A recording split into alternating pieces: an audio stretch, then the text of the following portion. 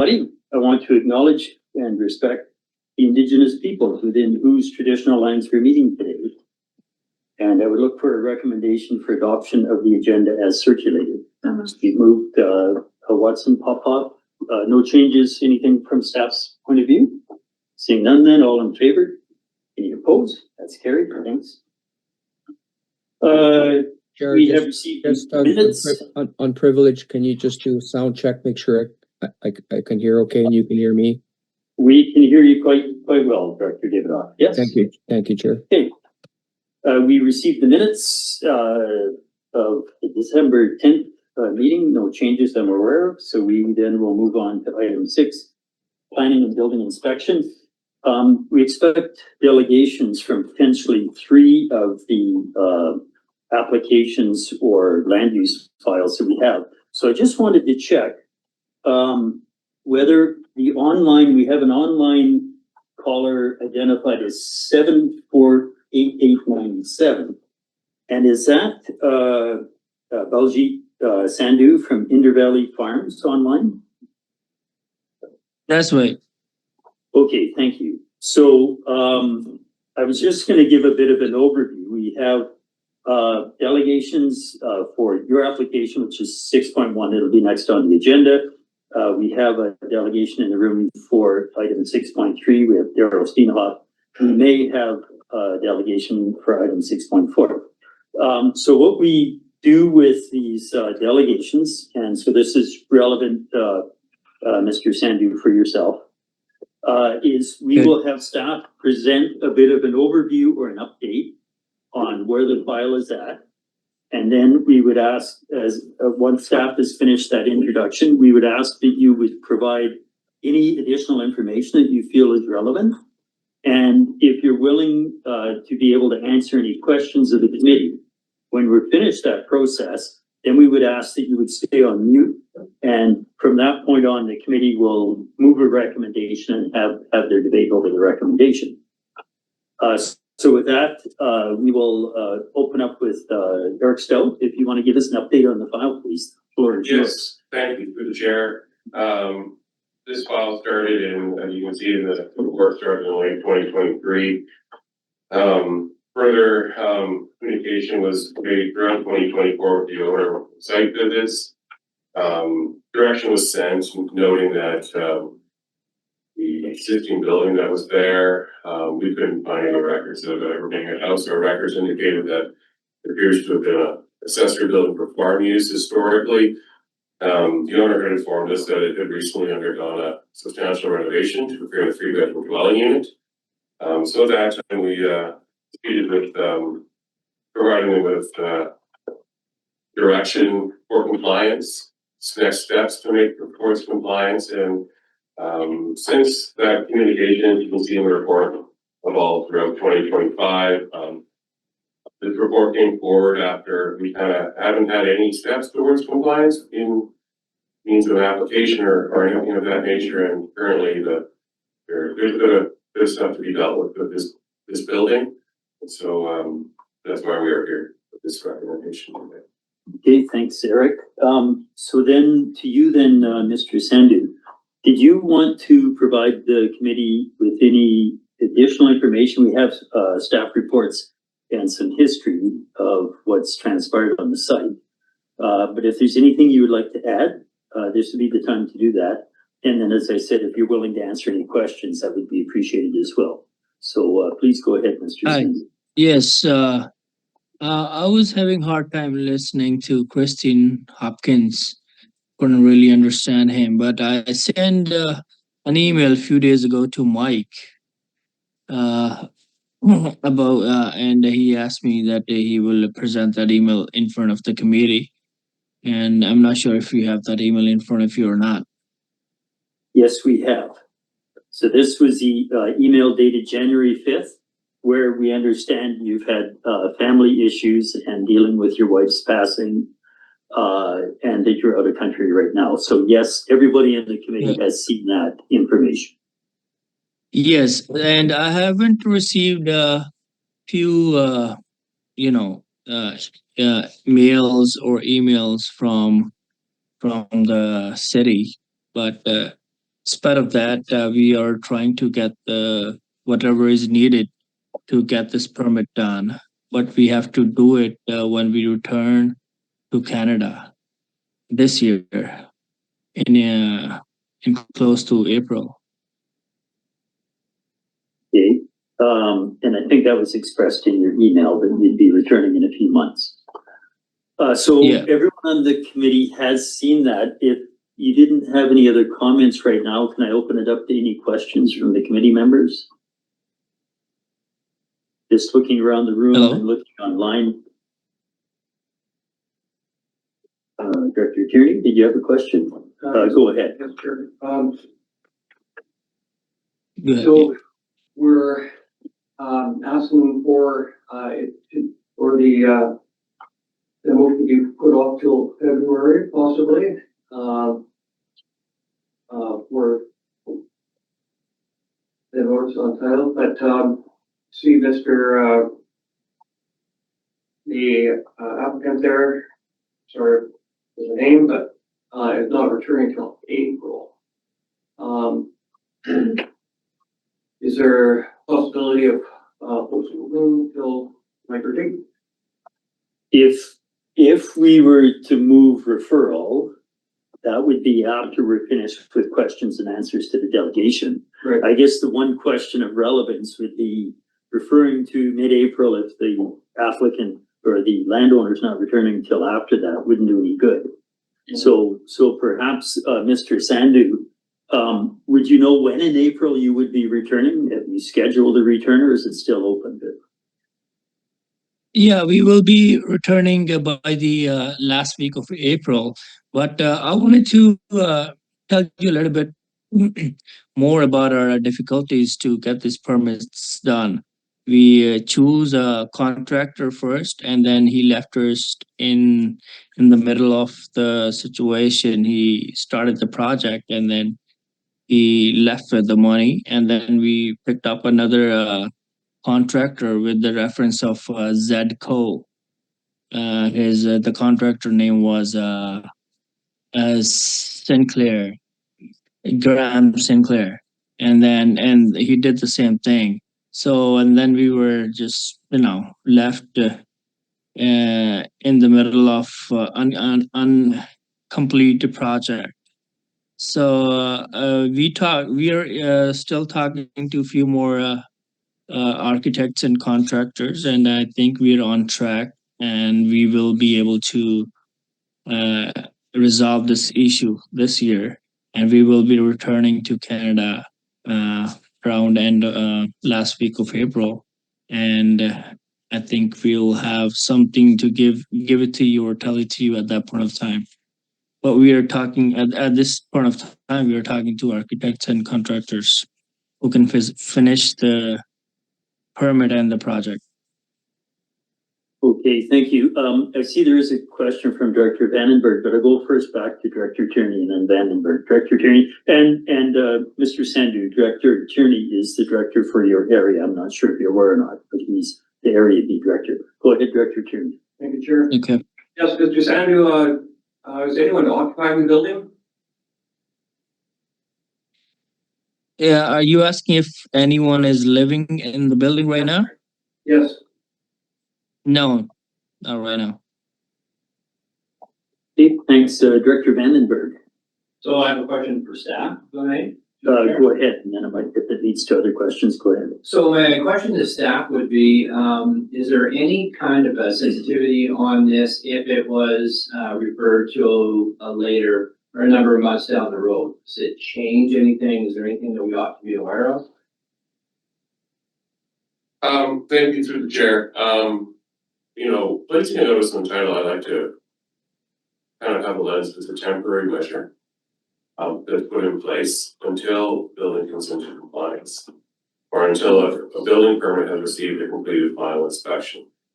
That process can take a while from what we historically see when somebody goes to deal with a situation of this nature where they've created a dwelling unit and there's been no inspection. So that process can take a little while. And the lens of a notice on title is a temporary measure where somebody can apply to have that removed and come into compliance.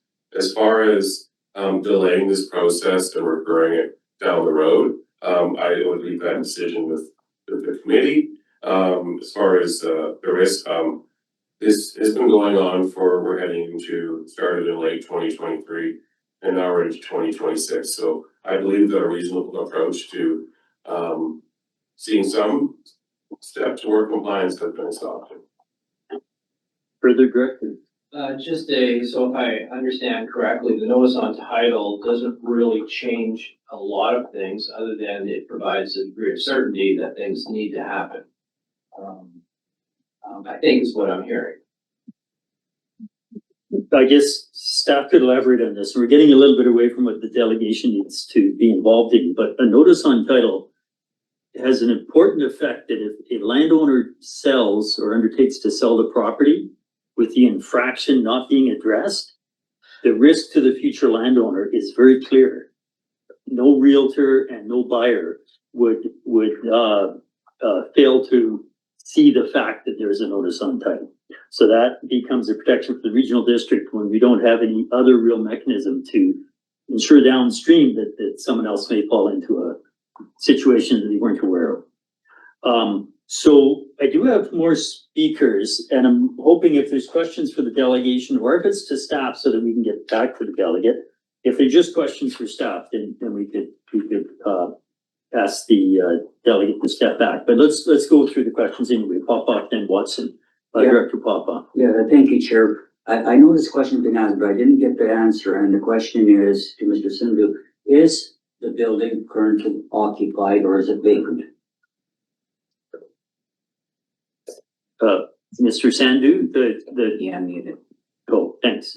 The building is currently not occupied. It won't be occupied until end of April. Okay, thank you. Okay. That's when we are coming back. Okay, thank you. Watson, please go ahead. I have questions for staff, so you can. Okay, so so thanks very much, Mr. Sandhu. What we'd like to do now, if you could remain on mute, we will have our discussion as a committee on the staff's recommendations and go from there. Any recommendation we make today will go to the board as a whole tomorrow for their decision. Oh, I'm sorry, Director Cunningham. No, I might have been writing others. Director Cunningham, before, question for Mr. Sandhu? Yeah, it is. So Mr. Sandhu, you're telling me, so I understand that you're going to be moving into the house when you come back. Is that the intention? No, that's not the intention. We have a house in Lethbridge where we live. This is just our, farm project. And the reason we're not living there full time is because we were the victim of, exploitation by the contractor, by two contractors that I already told you. And we won't be living there. We already have a house, and despite of this farm. Further, Director. Chair, I'm sorry, I thought you said somebody would be moving into the house at the end of April. Did I mishear that? Sorry, I'm having a hard time. Can you repeat that again? Yes, through the chair. I thought I heard you say that somebody would be moving into the house at the end of April. Did I mishear that? Oh, no. I said I have a house in Alberta. We live there most of the time, and we won't be living there by the end of the April. I will be in Canada by the end of April to meet you guys, or to talk to you guys about the situation or whatever you guys decide today.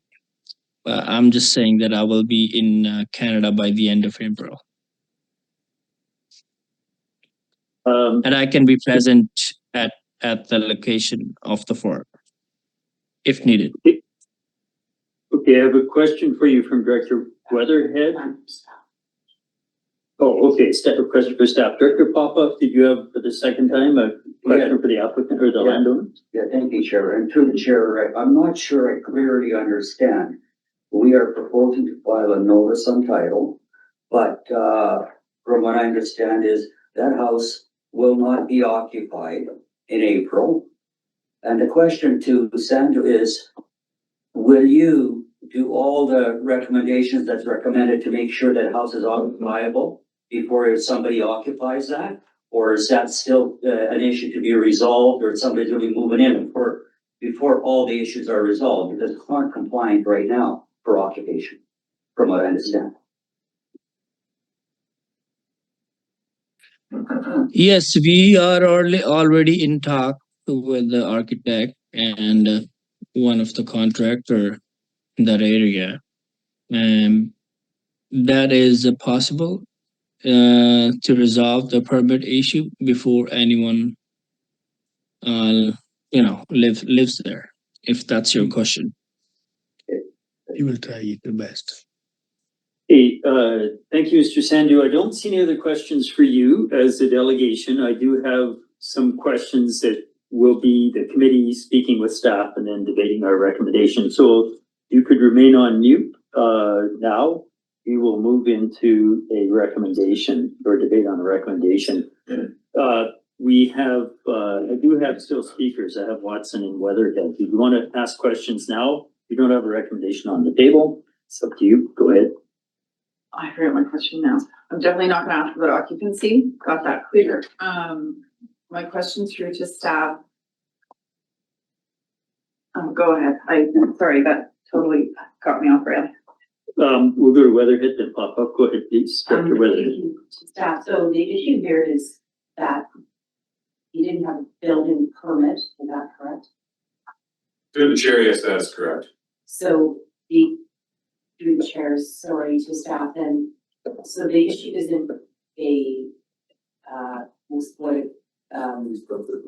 contractor, the issue is there's no building permit, so doesn't the building permit come before a contractor? Through the chair, yes, typically we would see a building permit before construction commences, and we don't have any involvement in contract negotiations or anything of that matter. Okay, thanks. I'll go to pop-up then back to Watson. Go ahead, Director Pop-up. Yeah, through the chair to staff. So currently, from my understanding, you don't have a permit application. Is that correct? And then I got a supplemental. Through the chair, that is correct. We don't have any application or anything of any matter. Okay, thank you. That's it. Do you want to make a recommendation, Director? Not yet. Okay, sorry, we'll go to Watson and then Karen. Go ahead, or Chair Watson. Yes, so won't be occupied, there's no permit in place, the contractors were not able to be secured or they left them. So that's the state is currently dealing with his wife who has passed away in India. Got it clear. My question is, what is the cost of placing a notice on title? And then what is the cost of removing a notice on title? And what's that general timeline in terms of if we did refer this to April, is that not still going to be sooner than when a notice on title would go on? Through the chair, we have a small administrative charge with land titles to file a notice on title. And then when it comes to removal, the property owner then pays a $750 fee to the regional district for the process to have that removed. Once there's completed final building permit in place. And sorry, what's the small administrative fee to put it in place? I'd have to follow up with you on that. I'm not too familiar with that. It's a limited charge for the land title to file that. And the timeline to do so? It takes a couple months. No, once there's a board resolution, staff begins that process way, I believe it's filed within a few weeks. Okay. Great. I'm just gonna comment, I'd be very comfortable referring this to April, given the situation and that they've committed to dealing with it as soon as they can get back in the country. Okay, are you moving a referral or do you want I'm to just go? Okay, commenting on it. so we'll go to, Director Tierney, did you have question, comment, or recommendation, and then, Anna Graff or not? Okay, sorry, Director Tierney. Yeah, it would be May because, the landowner is not returning till after our April meeting, so. But, yes, I'd like to move the staff recommendation. You filed notice on title. Do we have a second? I see a second. So discussion on the staff recommendation. Cunningham, go ahead, please. Yes, thank you. I think the staff recommendation is appropriate because the fact is, first of all, we're looking at probably at least a year before this thing would be in which case it's a liability would be on our part. Secondly, with the owner not living anywhere near the property, living in Lethbridge, there might be an impulse just to sell it while he can and then stick this to the next owner with the problem. So rather than worry about those things, I agree that putting a notice on title would be the appropriate thing to do. Further discussion on the recommendation? What's the recommendation? I'm sorry, Recommendation, staff recommendation is the regional district, be directed to file notice on title. they moved that one, and what's Yeah, supposed the to staff I heard recommendation. May and File stuff. notice on title. Further discussion? Anybody online? Seeing none, all in favor of the recommendation? In the room, all the members are in favor, but one. Any opposed? Watson's opposed. We do not record opposed in committee. So that recommendation passes. So Mr. Sandu, this will go to the board tomorrow for the board's recommendation, and following that, staff will be in touch with you to let you know what the outcome was and what steps they're going to take. I do thank you very much for joining the meeting, knowing that you're some distance away and you are dealing with family matters. Sorry, I didn't get it. What was your decision? The recommendation from this committee is that we will go to the board tomorrow and ask for a board motion to file the notice on title, which starts a formal process that staff will go to the land title office and indicate the properties in non-compliance. So that recommendation goes to our board meeting tomorrow. And following that, I expect our building manager will be in touch with you about what steps you need to take, both for achieving compliance and eventually for removal of that notice on title.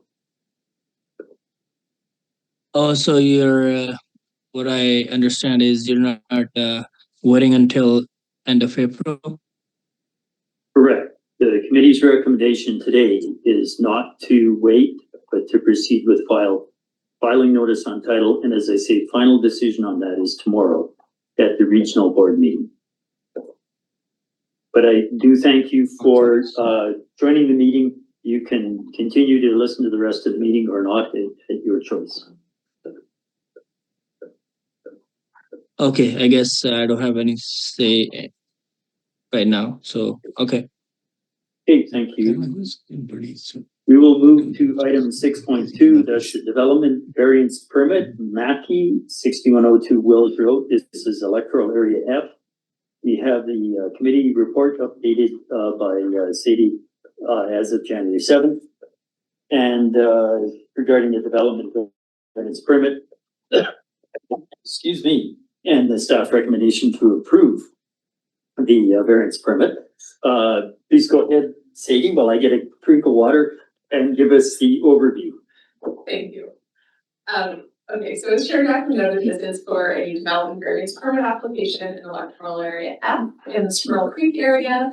The proposal is to construct a 1,738 meter squared horse riding arena and to permit a total accessory building gross floor area on the property of 2,138 square meters total. You guys may remember this because there was a bylaw amendment application to allow this horse riding arena fairly recently, just over the summer. But since then, the applicant determined that the originally approved area size was not quite large enough, so that's why she's coming back to this variance for the slightly larger arena. No significant concerns were raised by neighbors or referring agencies, no negative impacts are anticipated, and the proposal doesn't really meaningfully change what's already permitted on the lot. For these reasons, staff are recommending that the development variance permit is approved. Okay, so we don't have, and I'm just double checking, we don't have a delegation present for this item. So I'll open it up to the committee for questions or recommendations. Director Newell. There's no questions. I'll move the recommendation, and I'll move the resolution to approve the issuance. Yeah, as So any, discussion on the recommendation? So I had wondered, and this is one of these ones I thought, should I send an email or not on this? The actual wording within the, attachment is the development variance permit.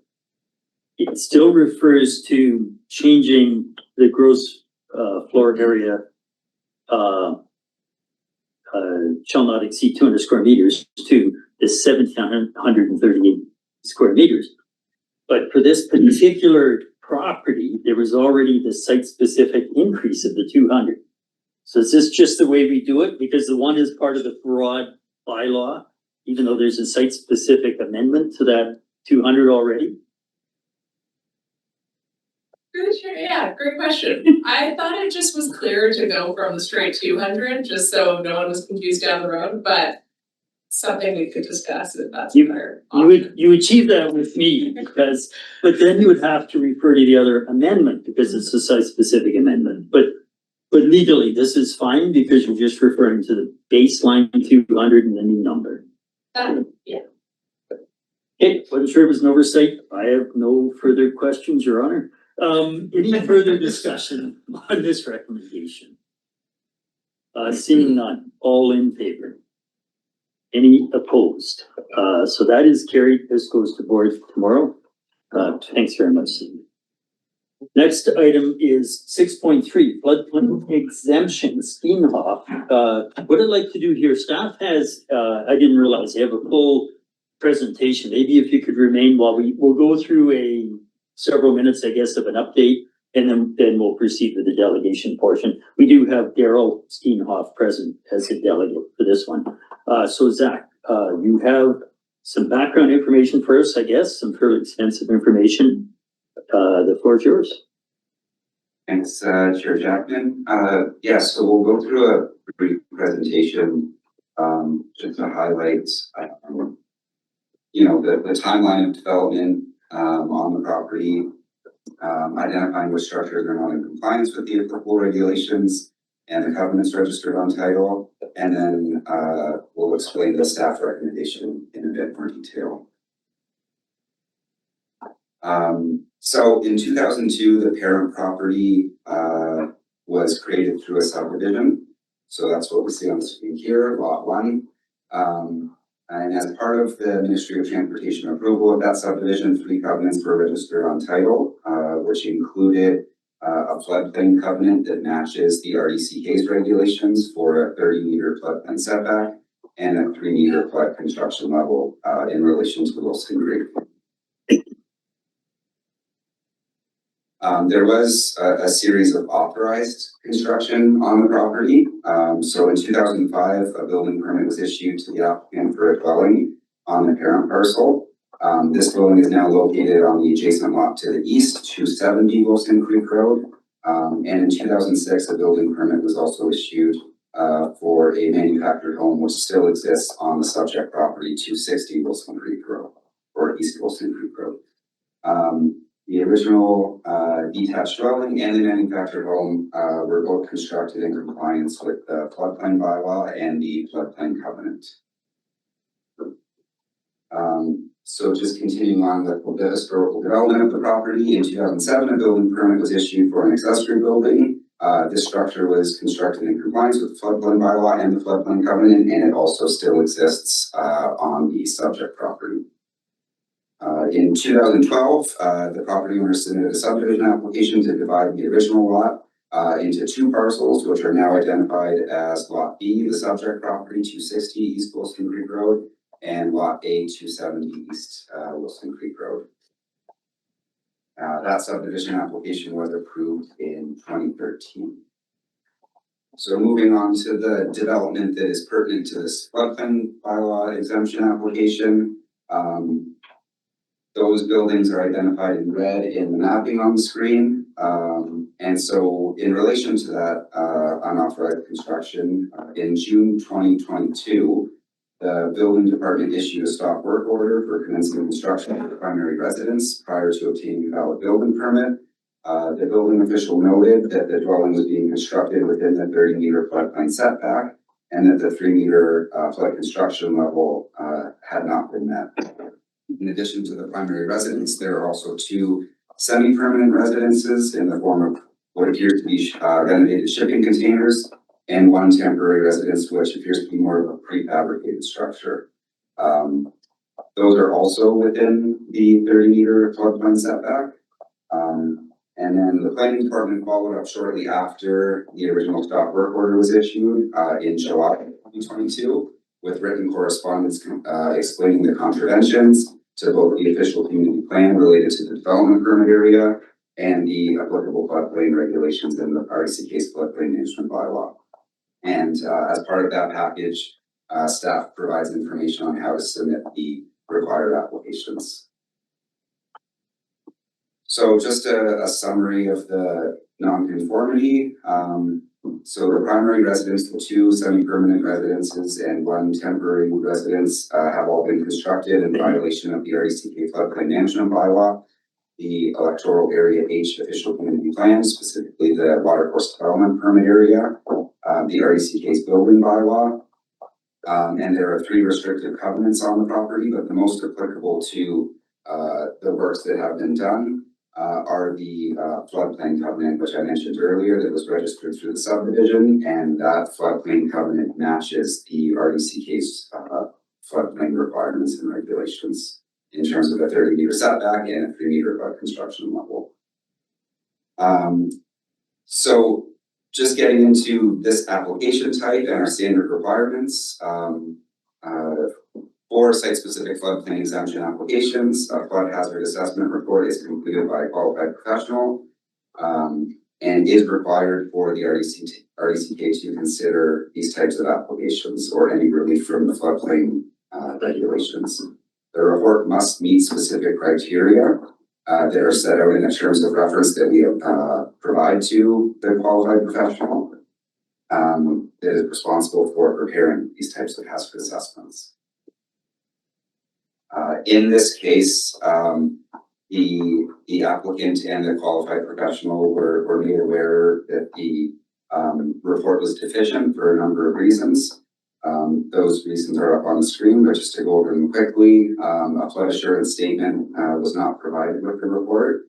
The report does not include the typical language that's used by engineers for these reports, which is that the land may be used safely for the use intended. The report does not clearly define which structures on the property are being considered as part of the request for a site-specific exemption.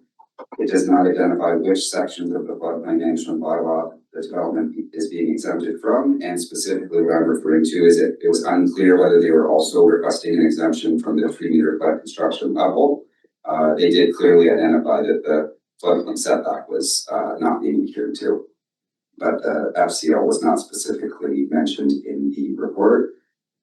And the report does not provide specific recommendations for mitigation measures such as flood proofing or other protective measures.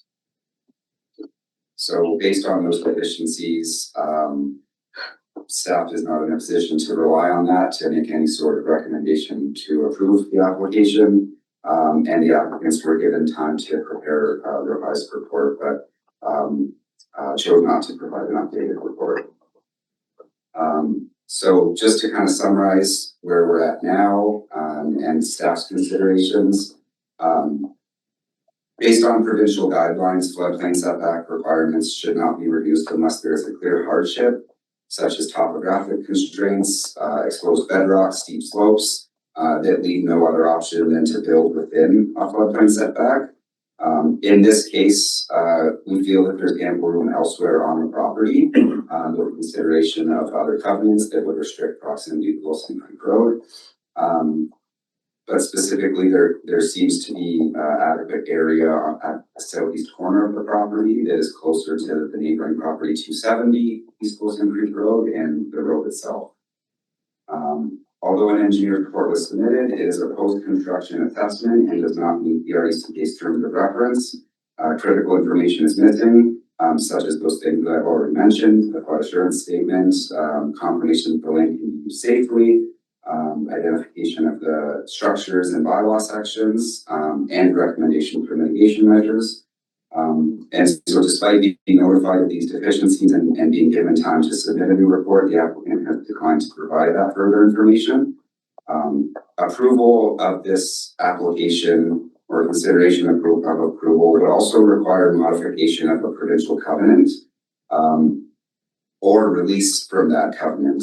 And the province at this time has not indicated if they would allow such a change. So that's one other thing that is just left out there if we're to continue pursuing or considering this application. And so just to highlight the staff recommendation based on the lack of supporting evidence, the inconsistency with provincial guidelines and the floodplain bylaw and potential legal and safety risks, staff is recommending that the board not approve the site-specific floodplain exemption application. Okay, thanks, Zach. So, I was advised there's a lot of history. Please do come up to the table now, Mr. Steenhoff. Normally we allow about 15 minutes for delegations and conversation. That was quite a lot. There's a lot of history in here going back to 2002, and as Zach just pointed out, covenants that are now kind of layered, that you can't do one thing and just automatically ignore the history of the site. So a little unusual in our approach. But at this time, we're looking for information that you'd like to give us on your intentions or what may have not been covered in the reports, anything useful that the committee should hear, as well as whether or not you'd be willing to answer questions from the committee that we appreciate it. Go ahead. Yeah, so I'm not debating anything that Zach has said. If I could start over, I would, but I just want to explain how I got myself into this situation. I moved back to New Denver from Vernon. Didn't really know much about floodplain exemption and all that stuff, so I sold my house, moved and was living in a camper on the property, and phoned RDCK, and they said with all the permits that I have to go through, I'm probably not gonna get fully permitted for a year and a half to 2 years. And I'm like, well, you know, I've got 2 kids and a wife and 3 dogs and living in a camper. I'm like, I can't. They're basically telling me that I gotta put my life on hold. And one of their excuses was due to staffing constraints, permitting is slower than usual. So in essence, they're telling me that I gotta put my life on hold, well, because of staffing issues with RDCK. As far as all the deficiencies, the engineer I hired is a bit tricky to deal with. He got upset that they were called deficient in his report. So he's put his foot down and says that Zach does not have the right to tell him that his report's deficient when he's not an engineer. So I tried to reason with him, and these two in a meeting with all of us tried to reason with him, and he's the same with me. He goes, I'm not changing it. He feels he's answered all those deficiencies in the report. He says that maybe they're not his words, but he feels that they're in there. I just wanted to go over those one by one. The flood insurance statement is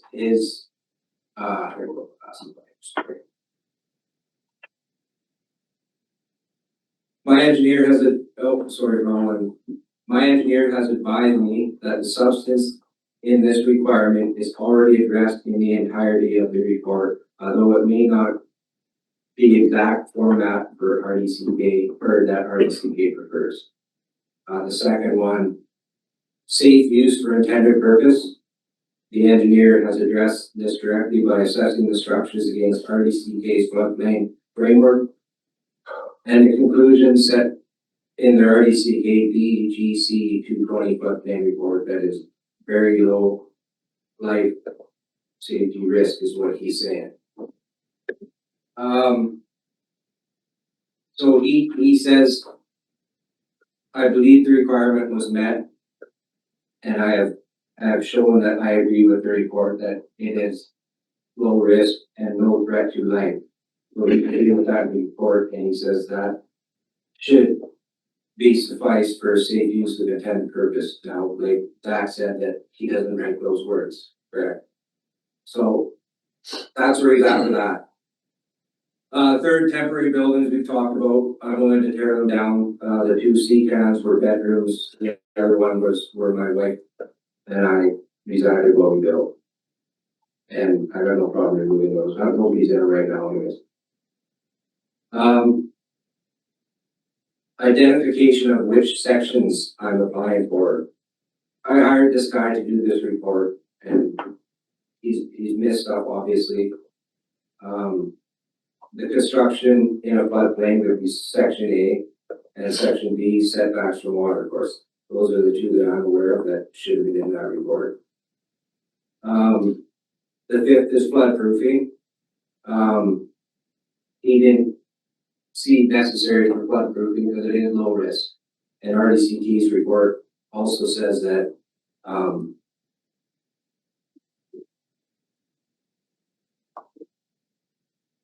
RDCK's report from the BGC said that in a 2 to 500 year return flood cycle, that this area would possibly see damage, example, flooded basement. But there is no threat to life. So I don't have a basement, so he feels that floodproofing was not necessary and it wasn't omitted from the report, it just wasn't needed, so he didn't put it in there. That's what I get from him. For me, as far as moving forward, I feel that I've been trying. I'm stuck between an eco engineer that I paid $16,000 for. And I asked him how can I do another report the way they want it if you're not willing to change? And he said, well, you could hire another engineer. That's 15 grand. So he told me, put it in as is unless you're willing to pay another 16 grand. So I stretched myself to get that one because he quoted me 7 grand and I got that from the bank and then I got a bill for 16 grand and I paid it. So I know I made out being a bad guy and I admit stuff I did was wrong. I did it because I thought I had to get my family at home. I'm trying to become compliant and I'm willing to still keep doing it. I've also included the riparian zone application. I've got the engineer for that. That cost me 10 grand. I submitted that and I know I'm not supposed to submit that until the floodplain is done, but RDCK's lawyer told me to submit it ASAP. So I did that. So that's why that's in there. In closing, I'm not trying to fight what I did was wrong. I'm trying to make what I did right so that my family can live in this home. And I don't believe this is safety issues because I am in the low hazard. Yes, I'm too close and that's why I need to go through these permits. I understand that. But I just would like to move forward and I'm not sure at this point how to do that when it's cost me this much money and the engineer is supposed to look out. So that's, I'm open to any questions. I would like to move forward with it to as much as you guys do. So do we have questions for the landowner from committee members? So I do have a question. Director Popoff, go ahead. Yeah, to the chair. It is in my area. And I believe the floodplain was established by the Steep Creek study that we did. So it wasn't regional district that established the floodplain. It was a study done on all the creeks in our area. So it was identified. And the statement about once in 500 years or whatever, well, the climate has been changing in the last few years. If you take a look at Abbotsford, that wasn't supposed to happen. Atmospheric rivers happen. Could happen in our area. And then what is the liabilities there that we will be exposed to as the province and as the regional district? There is a covenant on the property and that's a province. And that covenant has to be cleared. we can, my understanding before we can proceed. And the second one is, yeah, the problem with the engineer, well, I'm not gonna comment on that, but specific report from the engineer has to identify the deficiencies that were in that report, and they've been identified in the staff report. So that's just my comments on that. I don't know if you've got an answer to that or not. Yeah, no, I don't disagree. I feel that that was a mistake. I wouldn't put that in there. I know I gotta have a professional engineer say that. I thought I did. He's saying that people who have an engineering ticker are saying that he's wrong, and he's got. I don't know, he's put his foot down, he's mad, and I'm stuck in the else. And I've called him, I've emailed him, the exact was CC'd on one that, you know, can we fix the deficiency, but he just comes unrooted on me and just said, who are they and who are you to tell me that my report is deficient? So that's what my $16,000 has got me, so. Do I need to get another engineer? I'm willing, it's not easy for me, I'm stretched to the max trying to fight this and, or not fight it, trying to come in with compliance. But it's tough. Okay, we have a few more questions and we have Watson, Cunningham and Newell. Please go ahead, Board Chair Watson. Thank you. Thanks for your presentation. It's a lot of details tonight. Knowing you want to come into compliance and then everything you're managing, I just want to acknowledge that. Thanks for sharing that with us. I was curious to just ask you to repeat. You said you're willing to remove a few of the buildings, and can you indicate which one those are again? I'm looking at the map. That kind of picture I don't know, but there's two gray sea cabs side by side. They were always meant to be temporary. They're skirted in, but we did have to go through winter, so that's why they're skirted in. And then the other one, just the corner of it is inside that 100 feet or 30 meters, sorry. That's no problem with that one either. We're not using it right now, it's where my wife was, and it's a park model trailer on wheels that is skirted in as well. So I would consider them NU7 permit. They were always temporary and they're not in use at this time. They are still sitting there though. Yeah, thank you, Christine, or whoever did that. Nelson, thanks, Nelson. Can I ask one more question? Yep, And if go ahead. this might be more to staff, but I just want to make sure the applicant can respond as well. So looking at that map, Alasac, is the shaded area what is the 30-meter area that we're referencing in terms of that's what's triggering the floodplain requirements? Is that the shaded area? That's correct, yeah, the shaded area represents the 30-meter floodplain setback.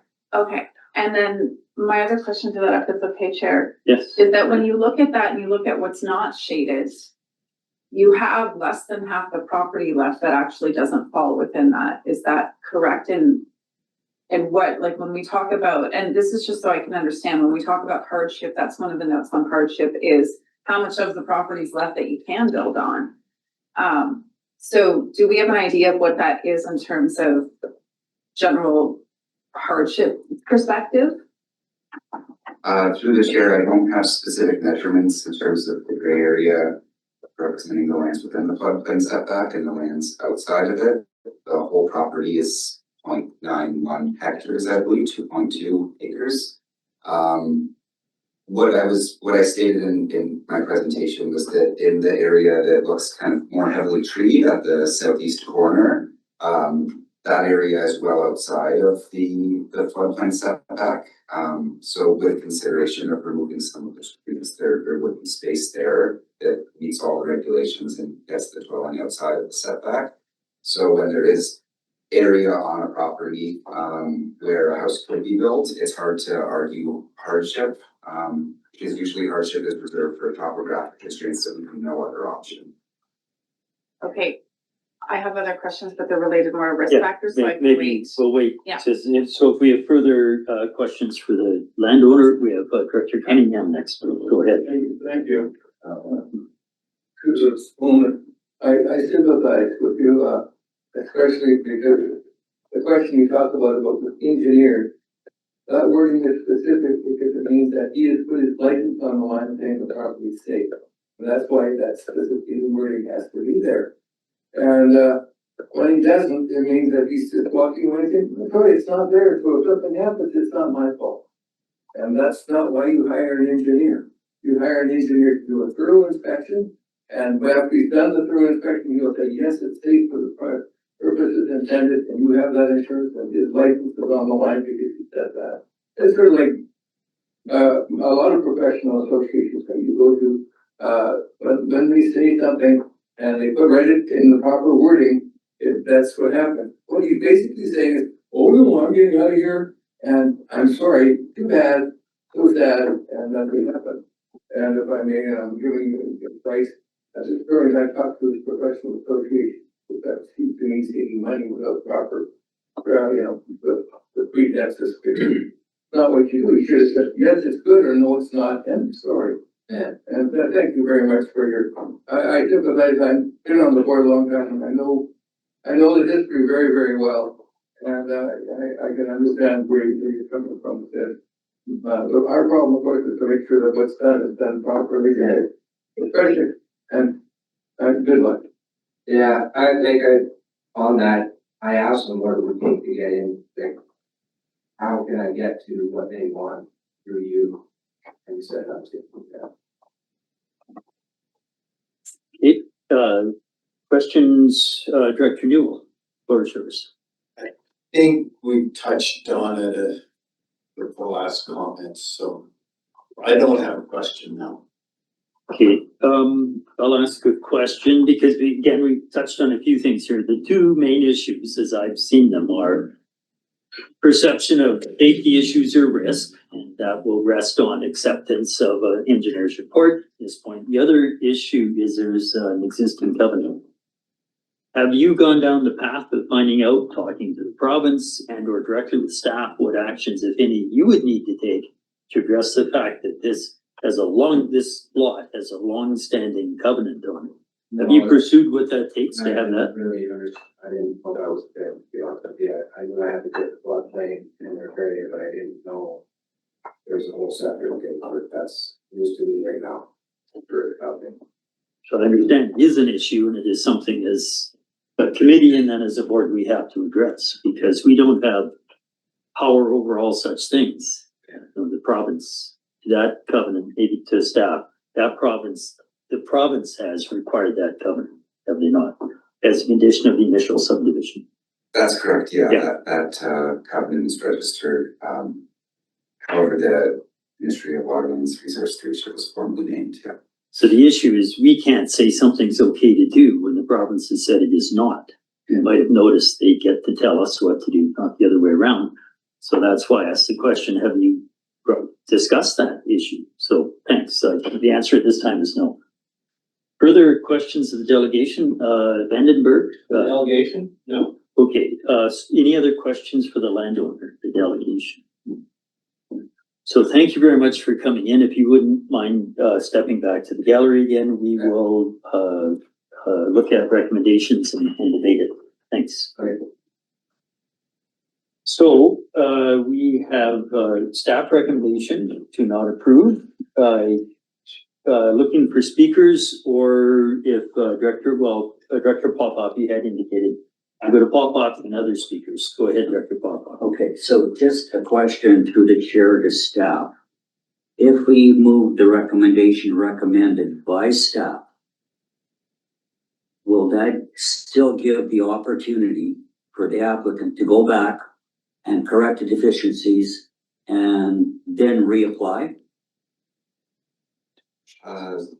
Through the chair, it would end this formal file and application. It wouldn't preclude the applicant from coming back with another report, whether it's a revised report or a whole new report with a different engineer. But it would end this process with the report that we currently have in front of us. Now, for example, if I may, Chair, through the chair, the secondary question is, if this recommendation is recommended to the board to pass the recommendation, and a month later or so, he would have and this is a hypothetical question, that the applicant would go and hire a professional engineer to basically address the deficiencies that the engineer had. And, you know, I really sympathize with the engineer that he had with the applicant on that one. But gets an engineer that addresses the deficiencies outlined in this report, and the province basically looks at the covenant and allows the engineer's report and removes the covenant. And he does that in a month's time, and we reapply again. And the answer is, again, didn't hear Chair Jack, I just wanted to respond to the question. And first also to point out that that's one option, of the application, but don't forget the house is really in the wrong spot. Okay. Is what it comes down to, and so it's the other options, you move the house. And the floodplain, as I mentioned, was that done because of the study that we did? Was identified by the study? The setback has been in existence, in our floodplain bylaw as long as the bylaw's been in place, which date, you remember, 30,000? Yeah, I mean, So a couple decades. And It was long before that, the Steep Creek study. The Steep Creek study done by BGC was an additional assessment of Steep Creeks and clear water flood areas in parts of the regional district. okay, so It was over and above that, the regulations were in place prior to that. That's your question. my intent is not to grill staff or what on this. I just want to make sure that the applicant has the opportunity to reapply if he addresses all the deficiencies. And it sounds Future as date. though yes is the broad answer. Okay, thank you. We have other speakers, and I have Vandenberg and Watson, Director I'm sorry, actually, good question for staff earlier. Director Weatherhead next, then Vandenberg, Watson. Please go ahead, Director Weatherhead. Thank you, just through the chair to the listeners that, is there any, building measures that can be taken when somebody is literally in the wrong place that can bring it into compliance? Well, the process that this person's gone through, that is it. It is to seek advice of an engineer who can provide those assurance statements that is safe for use intended in that particular spot. And in some cases, they will also maybe recommend mitigative measures to further protect that structure that was put in the wrong spot. So it's a theoretical possibility, but as we see in this case, we don't have a report that would provide those statements. Through, just some. Further? Yes. So, a mitigative approach also has to come from an engineer to speak. Okay. Director Vandenberg, Thank you through the chair. It's been answered. Asked and answered. Thank you. Chair Watson. Yeah, thanks. I have a couple of questions. I'm gonna stick to the application, then I had some more report that are more related to process. I'll take this offline. The first one is, so where this lands in terms of risk, and I believe this is what the BGC report added to our floodplain bylaw, correct me if I'm wrong, is the level of risk. It kind of did a more detailed assessment on creeks to determine risk level.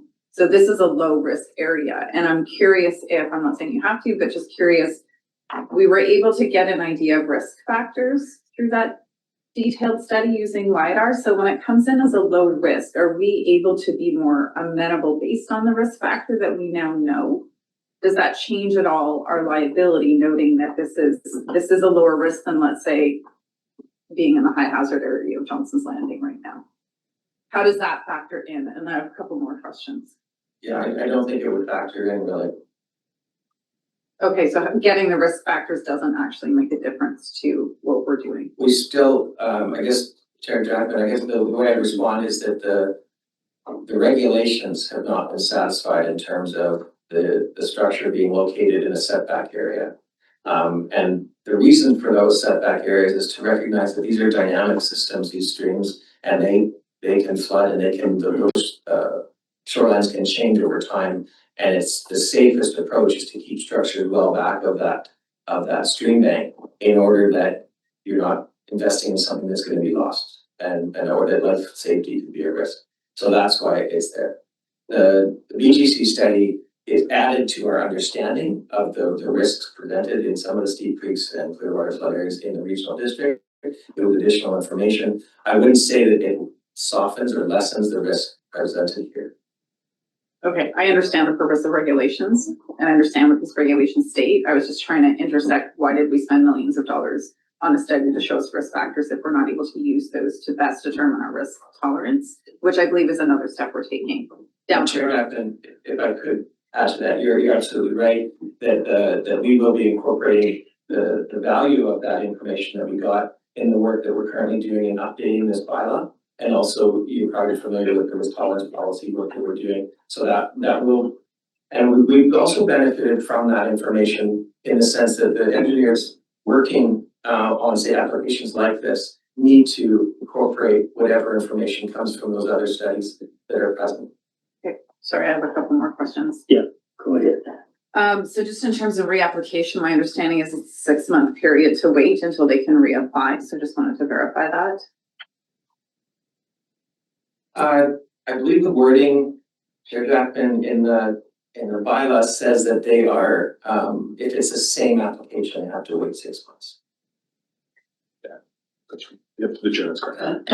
Yeah, so the fact that this is a do not approve on this specific application, they can reapply with a fresh application within that 6-month period. Okay. And then my last one is more, I'm gonna frame it more as the comment, because I don't want to put staff on the spot, but it's a big flag to me that the engineer, I think what we're seeing is some shifting, Director Cunningham kind of named it there, and that when we get, we require an engineer or professional to give us that assurance. Engineer in this particular situation is saying, I'm gonna be as ambiguous as I can, and then not carry that liability to some degree, which is, a good summary from Director Cunningham on that observation. Of course, with the political framework of Bill M216, which says we would just have to take this report as is, it's a bigger picture that I'm kind of seeing here around relying on professionals that might be being like, I don't think I'm gonna take the liability, so I'm just not gonna meet the standards. My curiosity, and it's because I don't want to put staff on the spot, is that for the applicant, there's a flag here that he didn't get what he was supposed to get. And that notion of being able to contact the agency responsible for holding professionals to their requirements, I think is a place that I don't think staff can make that recommendation. I think that puts you guys in an awkward situation, but I think it just needs to be said a little more clear that the applicant needs to go to the professional organization and make a complaint over this, because that to me is a really big flag around what has occurred here. They are trying to do the right thing. They got it. It's not meeting the needs. So I'm not gonna ask staff if you can give that advice. Provide a comment. Okay, sure. We're straying away, Yeah. so go ahead. Yeah. Through the chair, I guess what I just wanted to comment on is that the engineer was pretty clear in this case that the limitations of the report are specifically because it was a post-construction hazard assessment. So he was very transparent in explaining why the report is the way it is. He can't go into the same level of detail in terms of soil bearing capacity because the foundation's already there. He can't comment on specific things without fully excavating the foundation or maybe doing some other more intrusive works. So that was part of their explanation in terms of why the report is limited. I don't think he was purposely being stubborn, and I don't want to put words in his mouth, but I think it was because he is going in after something's already there, and it limits his ability to do that full assessment pre-construction. Thank you. Further discussion, we don't have that recommendation on the floor as yet. Any recommendation? Just having a conversation. Director Papa. Yeah, since it's my area, I believe it's my duty to move the recommendation as, and the recommendation that I would move is the staff recommendation. Not approve. Yeah, and I'd like, Do we have a second? Go ahead. yeah, and like I mentioned before, is I really sympathize with, do I have it for? Yes, yeah, go ahead. That's what I thought I said. I really sympathize with the applicant on what has happened here. And, the engineering report had deficiencies. We as a regional district, have to address those deficiencies before we can approve a floodplain exemption. Plus, the other one is the covenant on it by the province. That is another factor. And I have talked to staff before this meeting on the process.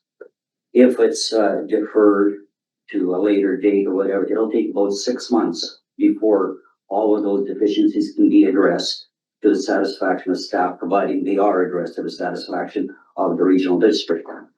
So that takes out of 6 months out. We are in January, and that creek floods to a certain degree. And there's a possibility of a log jam, which has happened on a lot of the creeks. An example would be Carpenter Creek. And if that log jam breaks, there's a possibility of that area being flooded. Then we are not in a very good position. And that's my reasoning for moving that recommendation. And plus, the applicant still has the opportunity to address those deficiencies and provide a new application. Okay, further discussion on the recommendation. Watson, go ahead. Yeah, thank you. And definitely get the difficulty of this one. So I understand why you're moving the motion. I understand all the perspectives. My question is, and this was one more on process that I think I can ask during the motion, is that noted in the report that the covenants indemnify the province, but I believe our only form of indemnification is to this process and then potentially the next when you don't meet the regulations. And I'm just curious about that. Why does the province get indemnification, but we don't have the option to say, it's your risk, you take it on, we're indemnified?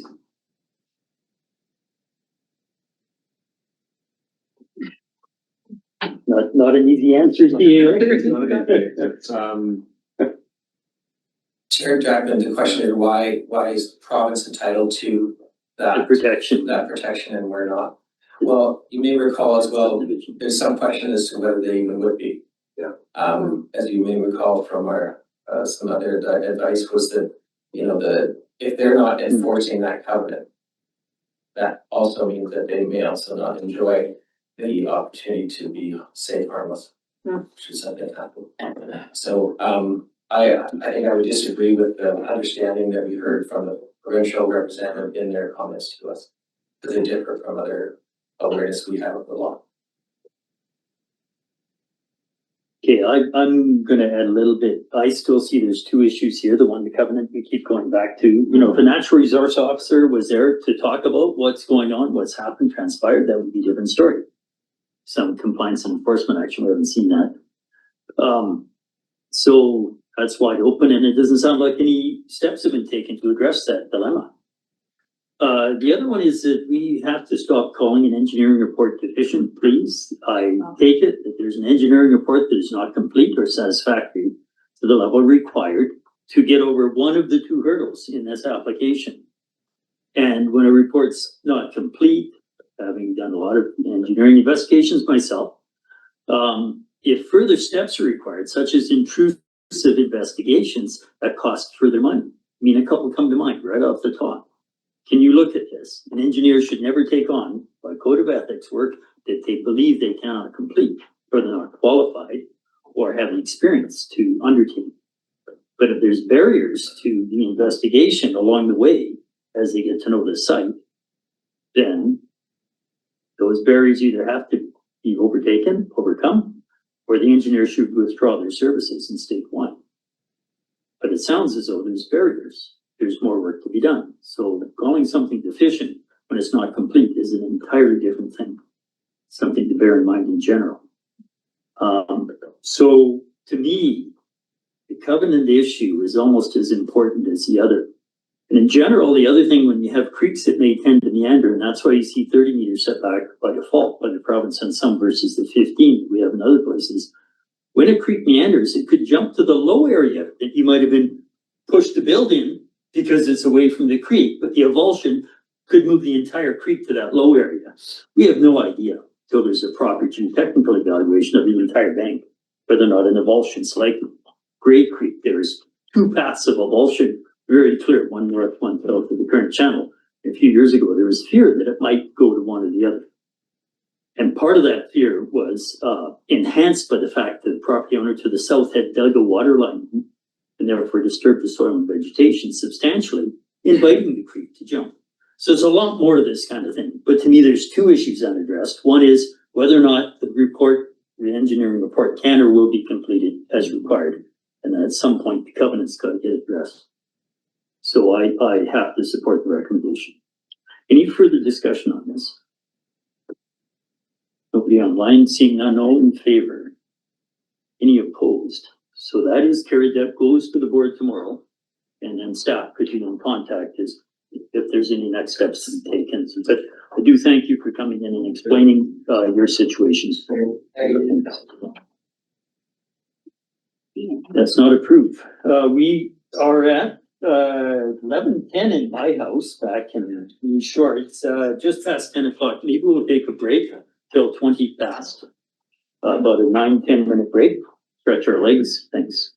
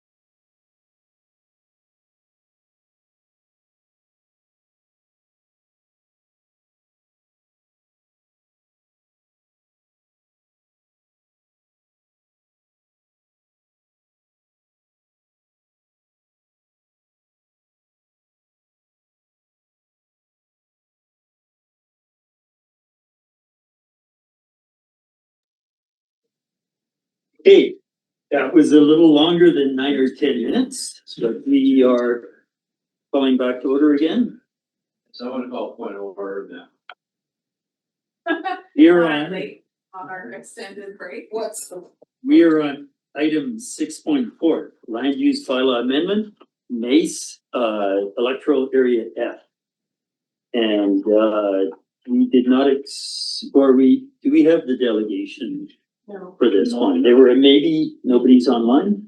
There was someone who was online for a bit and then they left RDCK president. Okay. Okay, so on this one, we have referred this from previous rural committee meetings. We still have the staff recommendation, no further action. And this is Sadie? Yes. Going to give us a recap so everybody's fresh on what we're talking about, and then we will debate it as a committee. Go ahead, please. Great, thank you. This is an application for a land use bylaw amendment in electoral area F to rezone the subject property from country residential R2 to country residential R2 site specific. The zoning change is being proposed in order to reduce the minimum lot size from 1 hectare to 0.8 hectares in order to facilitate a 2-lot subdivision. The applicant's goal is to create a second separately titled lot on which to construct residence for their father's age nearby. Staff note that the current zoning already allows the construction of a second residence on the existing property, and that a subdivision is not required to build the second residence, but rather is required to have a separately titled lot. Which the applicant is seeking due to the financial and personal implications of that approach. From a land use planning perspective, there's nothing unique about the proposal that would justify the reduction of the minimum lot size. Ultimately, the proposed subdivision doubles the property's development potential and creates undersized lots, increasing the risk of groundwater contamination, sewerage issues, and ecological degradation. Approving this amendment could encourage future similar proposals, which could compound these concerns. While this subdivision would create more favorable personal and financial conditions for the owner, the subdivision is not required to build the second dwelling as the zoning already allows it, and the owner can pursue that option to have their father age nearby. Given all this information, staff are recommending that no further action be taken with this application. Okay, thank you. So looking for questions for staff or recommendations, discussion, Weatherhead, please go ahead, Director Weatherhead. Thank you, Chair, to Sadie. I just was wondering about where it said a few months later, another zoning bylaw amendment was approved. What are the similarities in that? If you Yeah, so a little while ago, I don't remember the specific dates, the applicant name was Schaffelmeyer, if you guys remember that one, it was out in a similar area, electoral area F, and they were looking to do a subdivision that was slightly undersized from what their zoning was as well. Pretty much similar conditions, just wanted to create a subdivision, create 2 lots. And yeah, that was approved, I believe they were for closer to half a hectare. So don't quote me on that. I can't remember the exact details, yeah. Okay, further? just supplement, does this compare to that? Through the chair, it does compare to it in the sense that they're asking for undersized lots. Slightly different justifications. I don't think that there were existing dwellings on either or was to create a dwelling for their father. This one is more for the financial implications for the property owner that they, and unfortunately, her kind of rationale was that if they built the accessory dwelling unit, which they're allowed to do now, and have that on the lot, that the property is going to be too expensive to sell. Whereas I think in the previous case, those property owners were more just looking to do the subdivision for like financial purposes, but there wasn't an aspect. Okay, so have a few more speakers, have Graham and then Watson. Please go ahead, Director Graham. Thank you. So first, I think I have a comment and then I have a question. My comment is I find it concerning that we're evaluating people's motivations on why they're doing things. Like if someone else has been allowed a subdivision, a similar situation, but the next guy isn't, because he wants it for financial considerations. Like if there's a precedent, you know, there's a precedent. And so I struggle with this. And my question is, if we support it, or if we send this to the board and say, okay, no further action, like, what does that mean? Is there any recourse for the applicant to reapply? Thanks. Through the chair, I'll address both of those. So, first, no further action means not dissimilar to what we were speaking about before. You couldn't come back with the same application for 6 months. If there was a revised proposal, if there was something different, I believe we can see that application. And in terms of staff's recommendation for the previous application, it was also not supported. So staff has been consistent in their recommendation that undersized lots not be created. And then with on-site servicing, that's under a hectare. Okay, further, Director? Supplemental, because maybe my memory is not what it used to be. I thought I asked this question last time this issue was before the Rural Affairs Committee, and I thought, my recollection is that the staff said there had been other undersize approvals. Am I wrong here? Like in the past? Yeah, I think there was is the difference between staff recommendation versus the action the committee and board took, but Sadie, to clarify that? So through the chair, Director Graham, thanks for asking clarification. Essentially, yeah, the staff recommendation on a similar application was the same, to not support. Staff don't recommend creating undersized lots, but the board chose to make a different decision. So on that previous application, it was approved. And then just a note about precedents, and I think we've had lawyers say this before. This is not a case where you have the same like legal precedents as you would in like a court case. The board doesn't have to make the same decisions, but I think we would expect that the board has a, rationale for why they make decisions in specific cases. Okay, we'll move to Chair Watson. Please go ahead. Yeah, thank you. What I'm curious about is the ability to do a site-specific zoning amendment that would limit what Bill 44 now requires, so that we wouldn't have, like, I think that we have the notion of the recommendation best practices in terms of when you're using on-site servicing. Understand that one of the concerns with this is if we subdivide based on the new requirements that you can have an ADU and all these other things, we're actually increasing density beyond what would be recommended. Can you do a site-specific zoning change that would limit that so that they cannot, or does that contravene Bill 44? Fun times.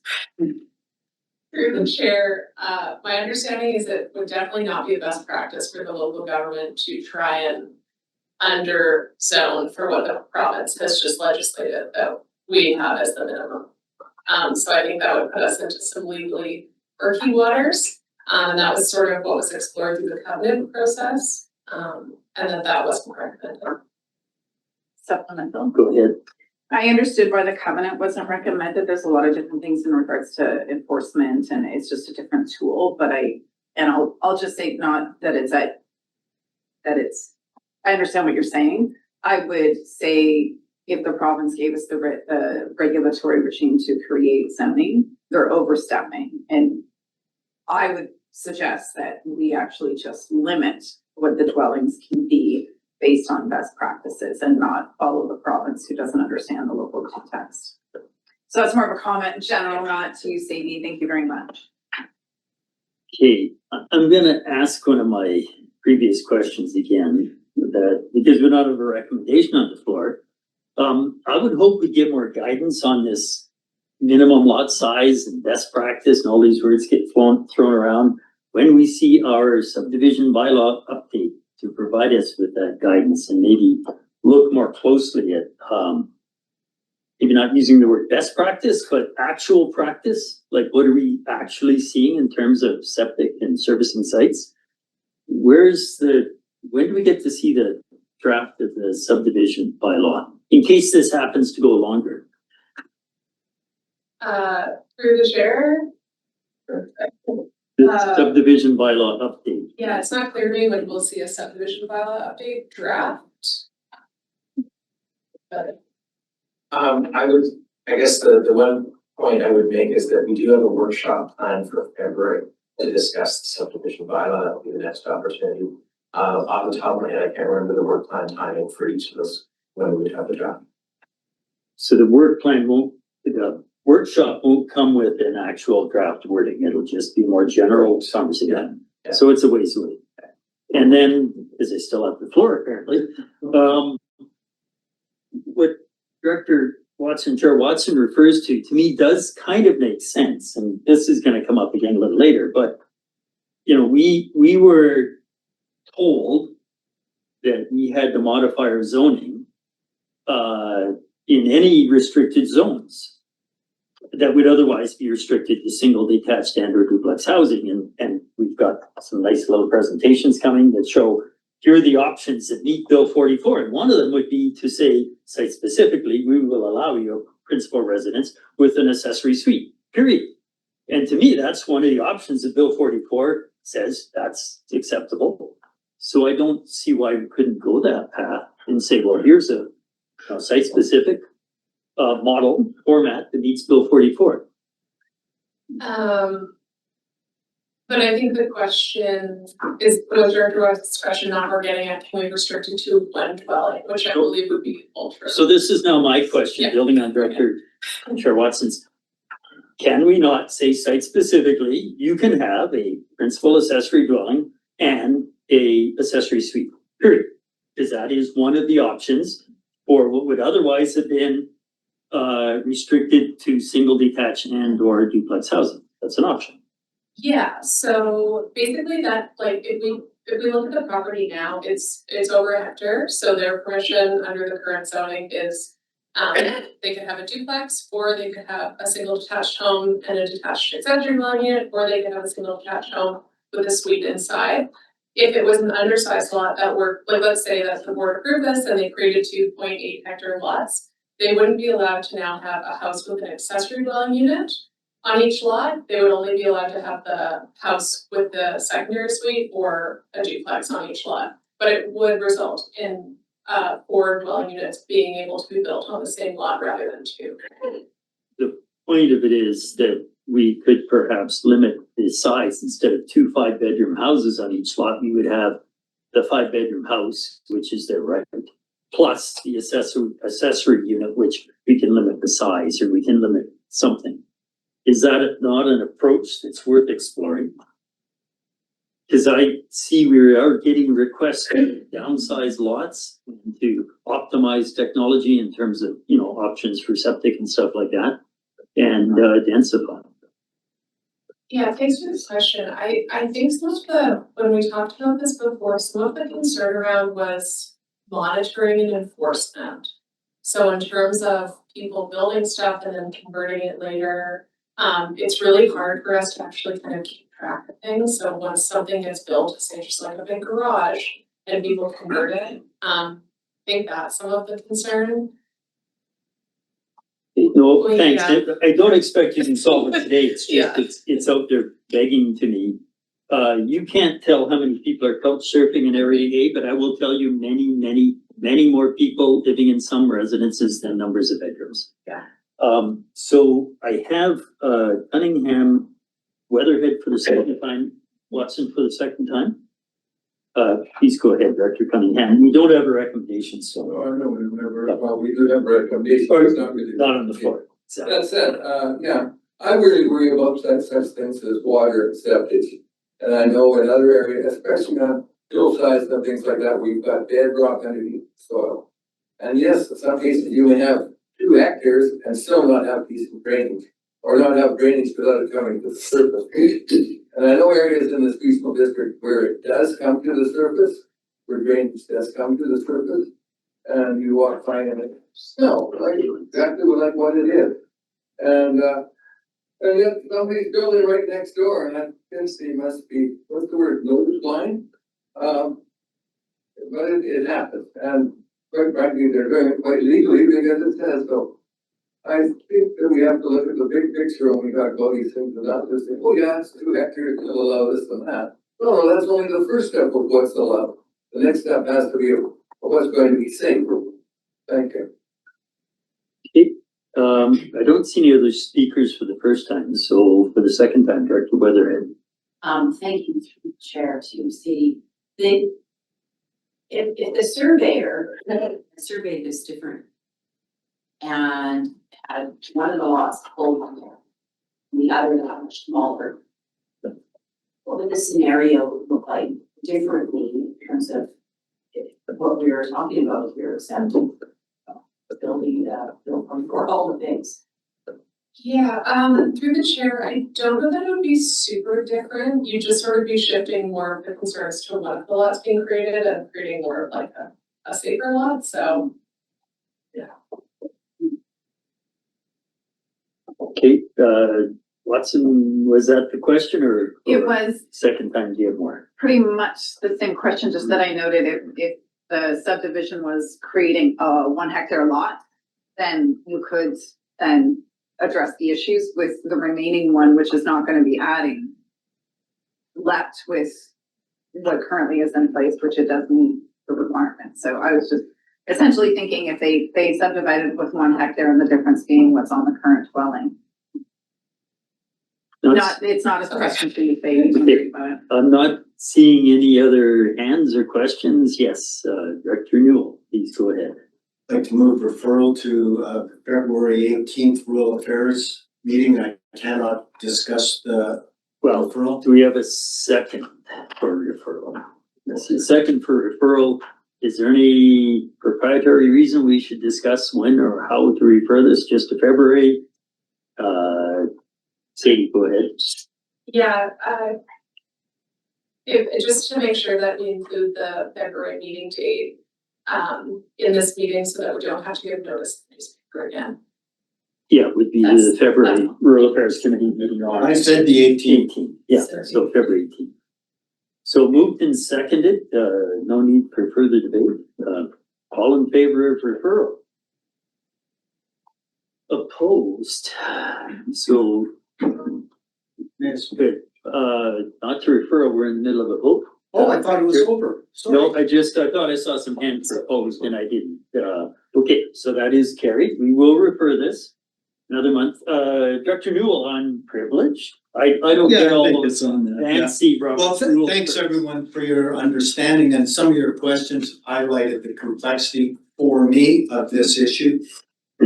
0.8 of a hectare is about 86,000 square feet, and a septic field with all my research has shown that they would need 400 square feet. There's different systems. I'm actually questioning the need, and in fact, IHA in their report states that 0.8 of a hectare would be adequate as long as it was just one residence. And so that becomes part of the challenge because, as Brittany stated when she spoke to us, we only want one house on each property. That's what we want. And we want to put a covenant on there to say only one. So they actually want to do the right thing. And our bureaucracy is what's causing the bloody. Everyone knows I'm a little edgy today, so I'm going to try and calm myself down. But it's that kind of frustration that I'm feeling, that everyone wants to do the right thing here, but we can't. So this should be approved. They should be able to. And as I was talking to senior staff, and there hasn't been, I don't think, one application, I could be wrong, in the RDCK since this new bill came in for people to build another lot, which they, another house, which they could have done all along anyway in most of our areas. So it's a very low demand type of thing that people are saying, hey, I want another 2,000 square foot thing. All they can build is 1,000 square foot, one bedroom, which one person or two. Most of the families have 4 people at the most, a couple of them are kids. So this septic thing is, I'm a little frustrated with a bunch of things and, so I need another month to calm down and do a little more research on, septic, but there's definitely no risk. Actually, I've got the report right here from the person read the septic and the soils are ideal, perfect, you can percolate and have this and that, so seems like everything's in order. But anyway, on point of privilege, thank you for your tolerance and this being referred once again. Appreciate it. And I'm hoping that was on privilege. I'll have to reread the most modern edition of Robert's rules. Anyway, thanks, Chair. We will go to, next item on the agenda is 6.5. Small scale multi-unit housing zoning and alignment. We're on the same topic as we were just. So there are a whole series of recommendations with two different paths potentially to advance the work that is underway. Sadie, let you lead off, I guess, bring us up to speed where you're at. I apologize, my description is gonna be slightly longer than usual, but there's more stuff here. And before I get into it, I just wanna make one quick note. In the amending bylaws in the package you guys received, the date for first, second, third reading was January 13, which was my error incorrect. It should read January 22nd. And I made that in for services. Overall good on that front. And yeah, I'll proceed with that. And anything that goes to board will have changed date on it, so we're all good. The board will see that a day in advance. Okay, thanks. Okay, so I'm gonna give a little bit of the background on SMA and then RDCP changes, just so we're on the same page. So to address housing affordability and supply challenges, the province of British Columbia introduced small scale multi-unit housing, that's SMA legislation in 2023, which included Bill 44. This legislation required that all local governments update their zoning bylaws to allow more homes on lots than was previously restricted, unless they were previously restricted to single detached houses or duplexes. The province referred to these areas as restricted zones. In effect, the legislation set a new minimum standard for residential density and largely ended single family zoning in British Columbia. In most urban areas and municipalities, the SMA rules require that 3 to 6 dwelling units be allowed on these lots, depending on the lot size and how close the property was to transit. However, the province took a different approach in rural areas, such as those in the ROCK. Recognizing that these areas often rely on wells, septic system, and have limited access, the legislation only requires that 2 dwelling units be required per lot rather than the 3 to 6. And for rural areas like the ROCK, this means allowing a single detached home, that's either a secondary suite or a detached unit, known as an ADU, accessory dwelling unit. And local governments were required by Bill 44 to update their bylaws to meet these new rules by June 30th, 2024. Now, in the summer of 2024, the RDCP board did adopt zoning bylaw amendments to comply with this bill legislation. The intent of those amendments was to ensure that 2 dwelling units were permitted in restricted zones. Generally, these were low density residential zones and agriculturally zoned lots. The permitted housing forms included single detached homes, duplexes, secondary suites, and accessory dwelling units, depending on the lot size, zoning, and location. There's a little table I think on page 3 of the report that sort of fleshes that out in a clear way if you guys want to look at that. And importantly, the intent was not to allow 2 separate single detached dwellings on any of the lots. After the 2024 amendments were adopted, staff identified that an unintended error in the bylaw had been written. So as written, the bylaw could be interpreted as allowing 2 single detached houses on a lot, which was obviously not the intent of the original amendments that were adopted by them. The purpose of the amendments before you today is simply to correct that error and then update some formatting and terminology to make the bylaws clearer and more consistent. So specifically, the proposed amendments clarify the bylaw by adding these statements to the zoning regulations. So for residential zones, it would be a little development regulation that says only 1 single detached home or duplex is permitted per lot. And for agricultural zones, it would say only 1 single detached home is permitted per lot because the agricultural zones don't allow duplexes. So these changes won't alter the intent of the 2024 amendments. They're simply to clarify the wording so the bylaws function as intended. That's why I kind of call it alignment rather than a new project. This package also includes minor formatting and wording changes to make the bylaws easier to understand. For example, the term notwithstanding we heard from the public, they don't know what that means, and I don't know that I really did either. Despite is simpler, so we changed it to despite. And there are a few more things like that that are aligned with the concurrence table and the amending bylaws. But overall, the proposed bylaw amendments are an administrative exercise to align the bylaw with the intent of the changes in 2024 rather than a planning exercise to make substantive decisions and result in changes to the bylaw. So, having said that, the report presents two options. Option one is the approach I've just described. It corrects the error, makes minor clarity improvements, and keeps the density approach that was adopted in 2024. And this option would give first, second reading, third reading to all the bylaws as presented. Now, option two, which you guys will see as the alternative solution in the report, responds to the concerns that were directly raised by Director Watson and Director Jackman for electoral areas A and D. And they have requested to return to the previous density model that existed in their areas prior to the adopted 2024 amendments, which was based on a sort of one principal use per X number of hectares approach.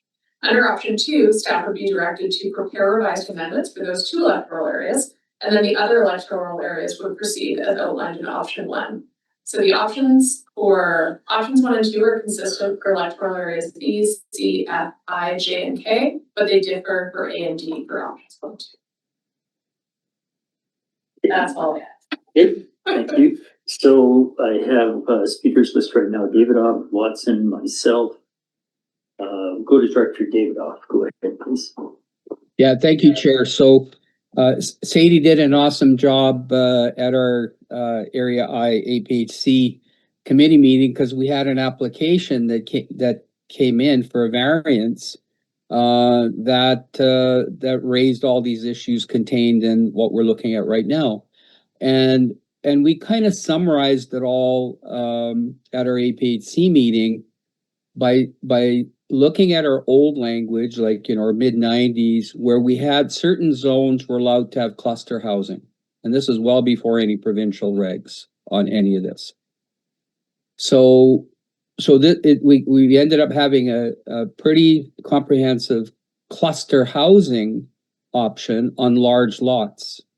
Because in our old language, we had in certain zones, you could have on the same property one residence, never mind accessory building, and there's no limit on size for every 5 hectares or whatever it was. So if you got a 50-acre lot, we've got one here in Thrums. So there are 2 houses on it, that were built very close to the highway. Most of the 50-acre property is cliff face, so we've utilized that. Our former director in Area I had a huge acreage, and so they have like 3 family homes on that property, and it's cluster housing. So that just examples within Area I couple. So what Sadie informed us of that really helped us is that even if we pass what we have here today, there's nothing wrong. Like it doesn't preclude changes to what we pass through and we can do that through the variance process. That was one of the options. So we talked about a path to cluster housing or different configurations of accessory buildings and residences. And within the ALR, it's lands, it's a little trickier, but non-ALR lands, it's easier. So that helped us understand to our constituents that have come to me and said, and we have a few, we've got some pretty large properties in our area that aren't in the ALR. And with these changes, I had constituents come to me and say, hey, weren't we allowed to do cluster housing before? And I says, yeah. And now we can't. And so we had this conversation, and now we said, yeah, you could still apply for a variance. And if it makes sense, we'll approve it. And actually, there's another item that didn't make today's agenda, will be on next month's agenda, where we allowed such a variance to allow for cluster housing on a large property where it just made sense. So I don't know if that helps in terms of the discussion on adopting these this item. But it sure made us feel better. And we did say we're gonna listen to hear what area A and D have to say before we make our final determination on which way to go. So really looking forward to, in particular, area A's and D's suggestions, if any, that may help inform the rest of us. I just thought I'd share that, Chair. Thanks. Thank you. So A before D, but Chair Watson, D before A. Please go ahead. You have questions, comments? You're the chair, you can override me. I'm not gonna. No. One quick question that should have been asked a long time ago. My bad, maybe I asked it and I forgot. Why did we do zoning before ODD updates? Through the chair, that was how the province required. They said do your zoning first and then go CB, which is totally backwards to how we usually do it. Oh, God love that province. My goodness. So with that, thank you. My supplemental is I will be moving for the alternative solution for D. The primary reason being that I am in the queue to do community planning, and given the changes were related to not meeting the 44, but to how we define the lot, I'm happy to do that through my planning process where it'll be much more all encompassing. So I'd rather do that from that perspective. And the only zone community I have right now is Ainsworth, and it is incredibly limited in geography. So I'm not concerned with the lot sizes at this time.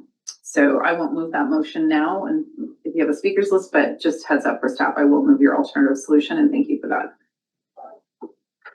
Thanks. I will go next then. So the Bill 44, I've said this so many times, you guys might be tired of hearing it, only required changes to some of our zones. And yet we changed all of our residential occupancy zones. And it's stated again pretty nice and clear. It's pointed out in the footnote on the bottom of page 115 of 274 on the agenda, where it talks about you have to do something with these restricted zones. And it says, for the footnote, restricted zones are zones that would otherwise be otherwise restricted to single detached and duplex housing. So of course our R3, R4, we've got lots of zones across A, B, C. D is not zoned, but in the comprehensive land use bylaw, it leads to that direction and beyond. That were never restricted zones. We're never subject to any forced changes or amendments to Bill 44. But to me, that was not clear. I believe to our APHC, that was not clear. And perhaps to the entire board, that was not clear.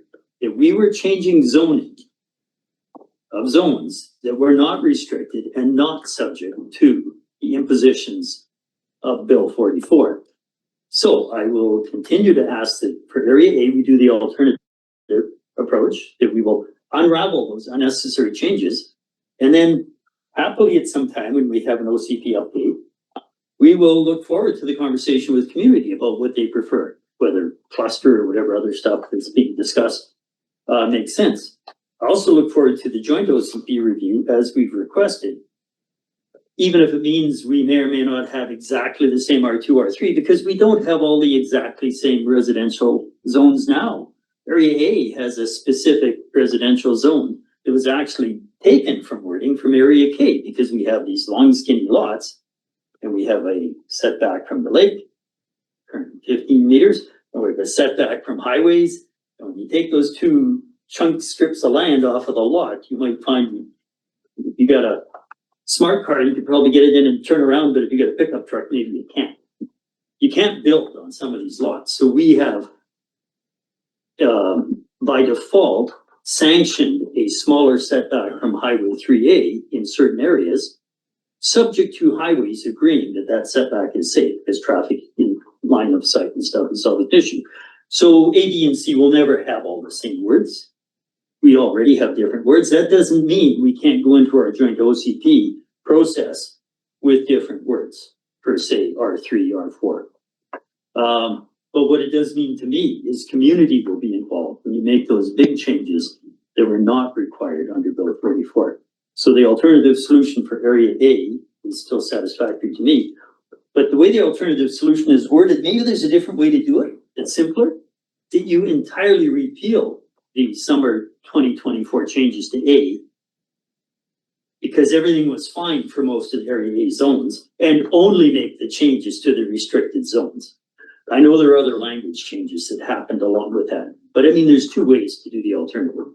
Of course, I'd leave that to the professionals, not trying to predetermine, unless you wanted to comment and see. I would just say through the chair, to the chair, that area A's would need to be shifted because of the lack of clarity around secondary space. So a full repeal would work, and I think also because of the sort of benefit, and I didn't go into all my detail in this just because it wasn't so applicable, but there were a lot of changes around like definitions, greater consistency of the bylaws that I don't think that electoral areas Indy would want to miss. So the option is not just for repeal, but to do sort of the more thorough review would allow you to keep those good changes and also change what you want. Yeah, recognize as a team, you did pick up a lot of other points. It's just another path. Yeah. So still looking for a speaker list. I see 1, 2, well, let's go Vandenberg and Weatherhead. And do we have other speakers? Okay, go ahead, Director Vandenberg. Great, thank you. Through the chair, area C would also be entertaining the alternate scenario as well. I don't have my glasses, so I can't read exactly, but I think you know what I mean. I'm struggling. Director Weatherhead. I there is that comment, I love this visual, it was so helpful. It's that one visual, I was like, we always have those. Hi, sure. Wait, charts. Sorry. I like pie. We don't have any recommendations. There's no easy way to do it as a block necessarily. I don't know. Go ahead. Watson, Director Watson. I will move the alternate solution for area D. So that is that electoral area D comprehensive land use bylaw number be revised to the alternative solution. Do we have a second? Seconded. Discussion. Thank you, staff. Hearing none. All in favor? Any opposed? I will move area A goes to the alternative.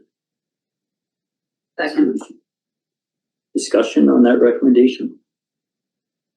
And online, seeing none, all in favor? Any opposed? Okay, any other individual recommendations, or we can move the balance as a block? Director Vandenberg. Move that area C, alternate option. Okay, do we have a second? Kieran? Moved and seconded, discussion? Sorry, Director Graham, was that discussion or not? Oh, okay, sorry, I thought, I saw your hand, okay. Seeing none, all in favor? Any opposed? That's carried. So Chair, point of order, Go ahead. can the alternative solution be read out so that the rest of us and observers can understand what the alternate solution is? Okay, I was just scrolling down through the reports. There's quite a bit here. Unless you guys have it right in front of you there. Well, I have it. I think I went by. Please go ahead.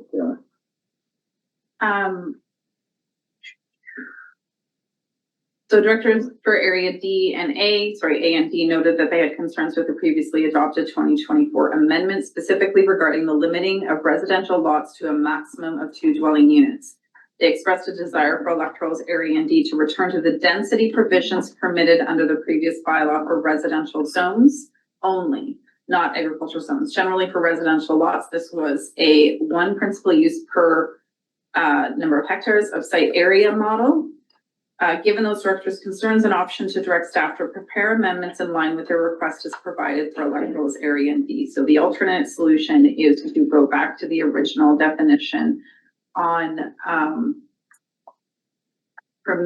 provisions permitted under the previous bylaw for residential zones only, which is, it's a density shift. It's not missing the requirements on increasing density.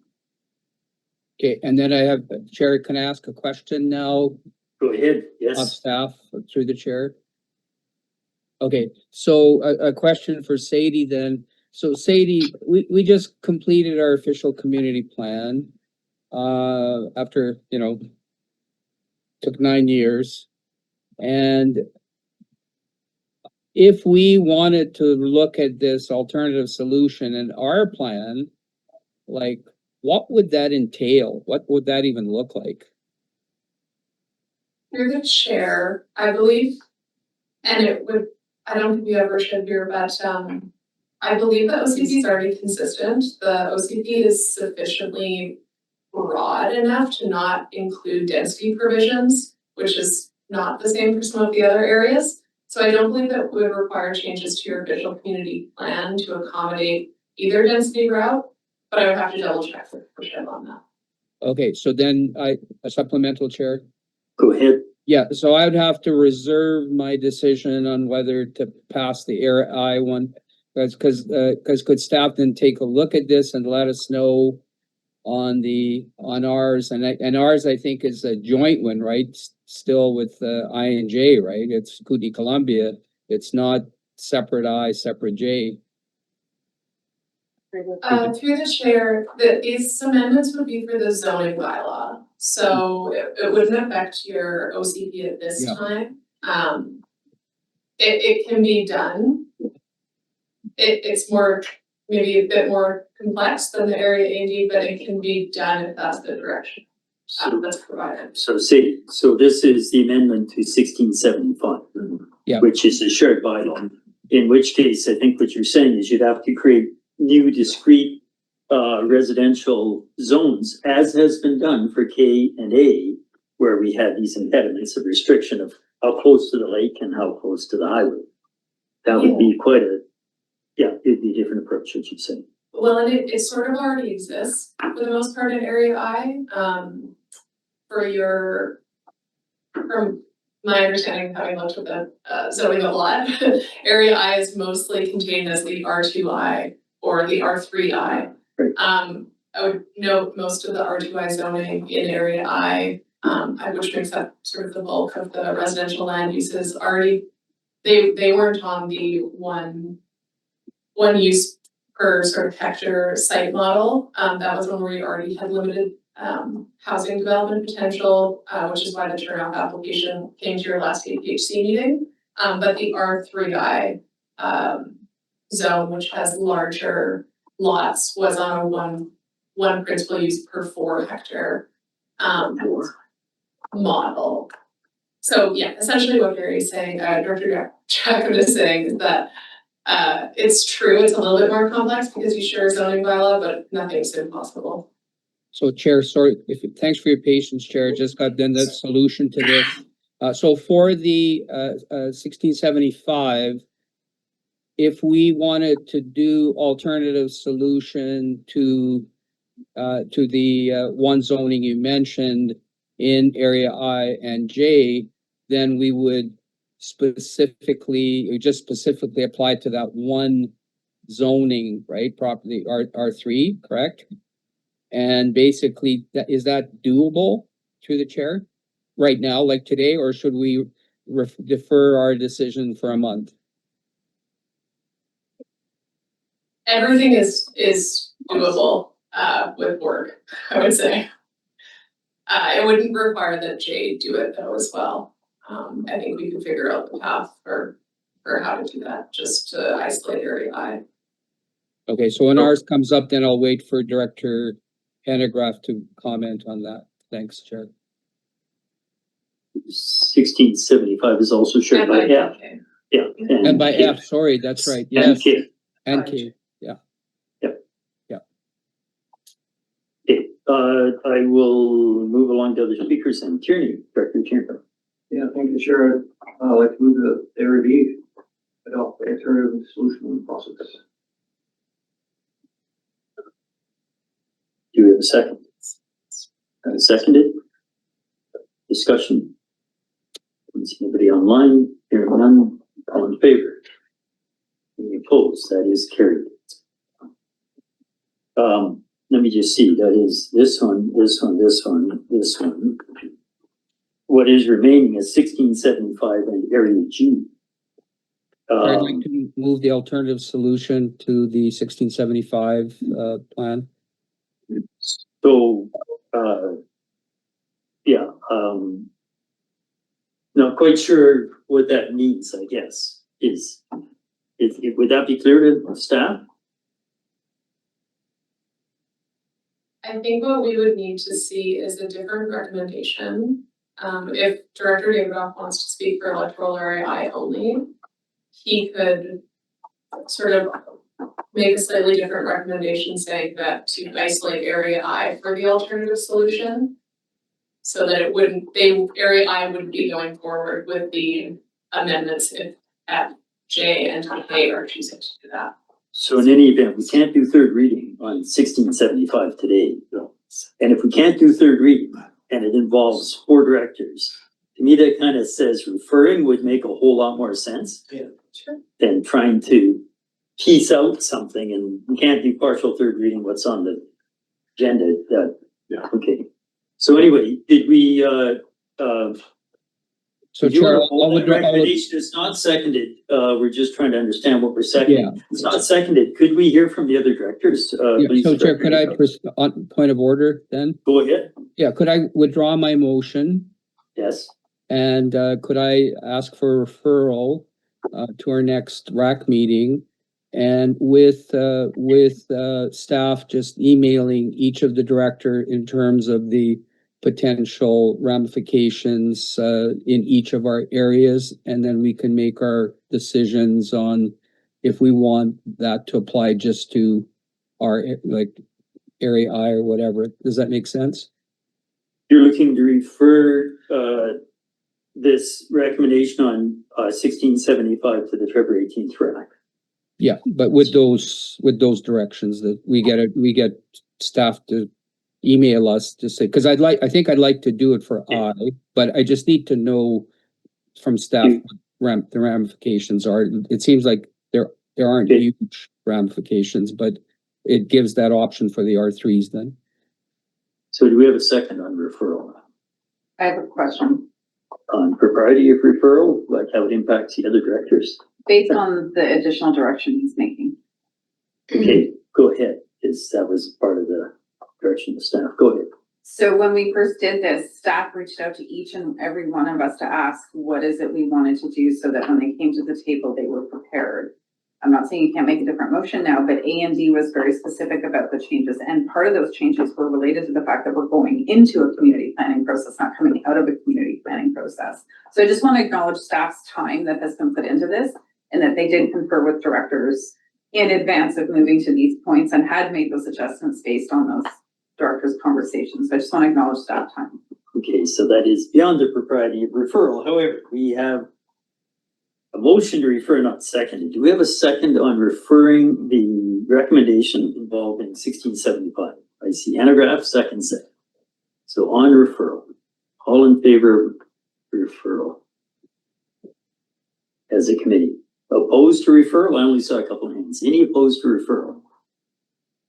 Director David, have your hands up, but I assume that's not opposed. That's not, I hit it by accident, Chair, sorry. Okay, by default, not seeing a lot of hands, that referral is carried. This 1675 will go to February 18th RAC, and staff has some direction that they need to contact individual directors. That leaves one recommendation from this block, this item, that's area G, third reading of amendment to bylaw 2452. Director Cunningham? Well, if passed, we're over to staff, that you need to contact me after. Okay, but you want to make the recommendation. There's no standing recommendation we haven't acted on.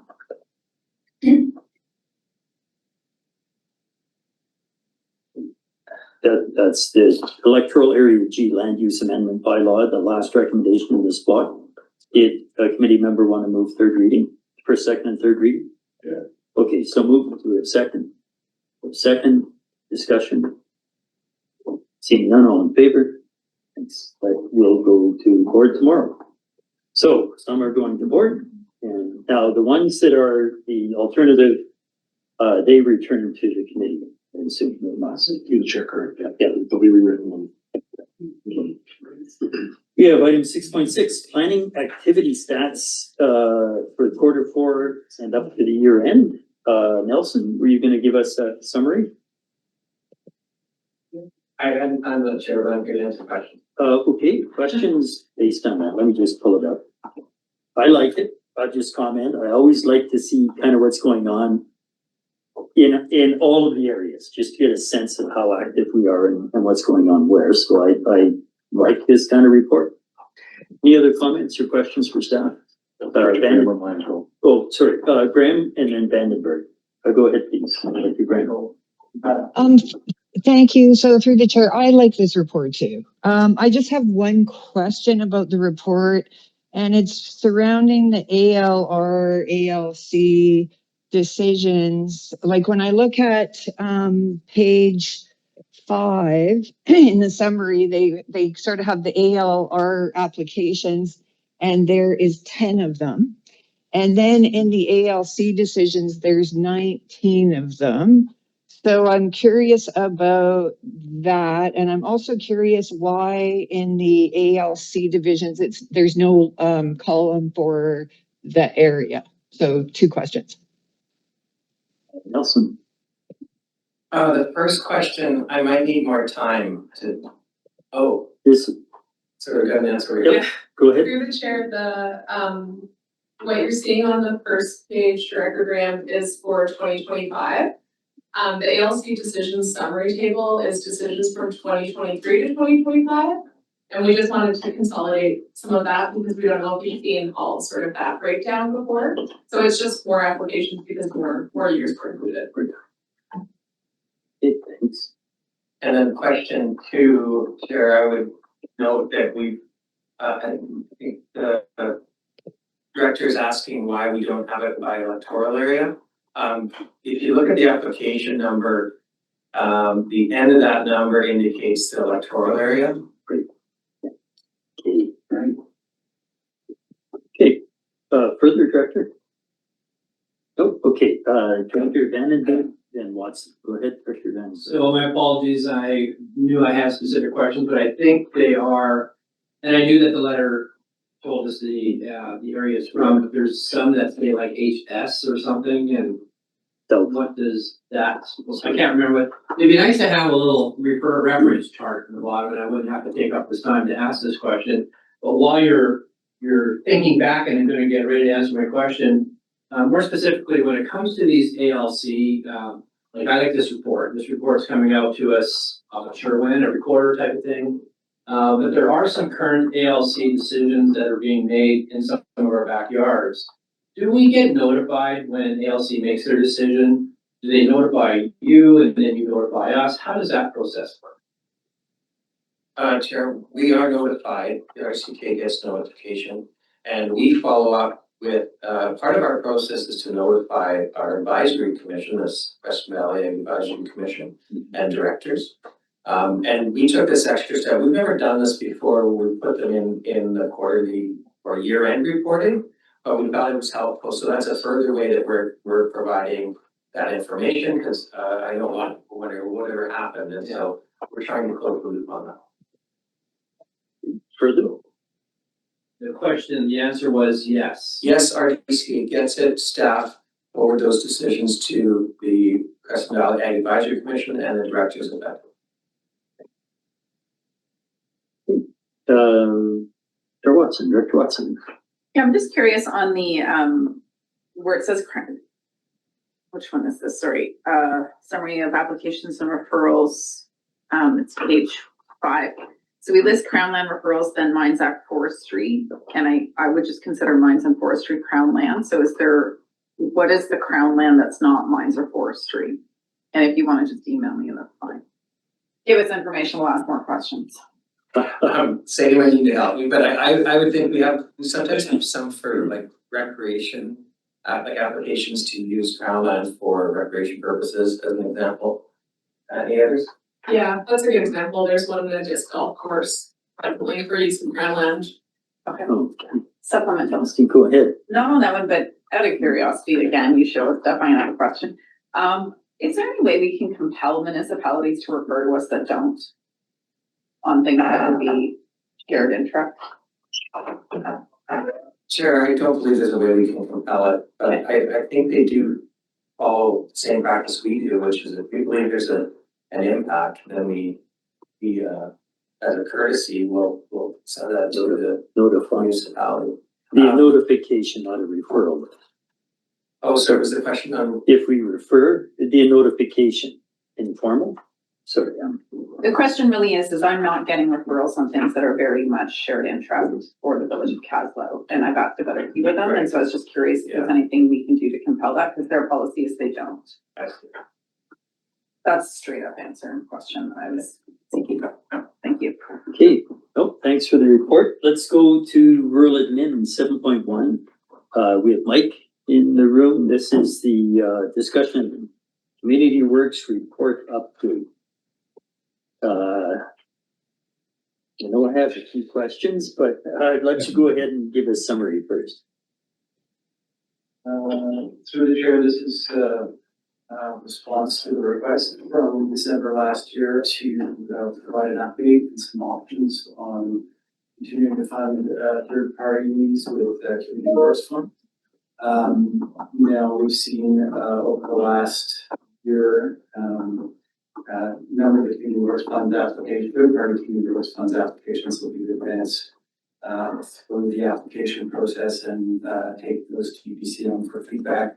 We've seen increasingly stringent application of the new rules that came into place for funding agreement in 2024.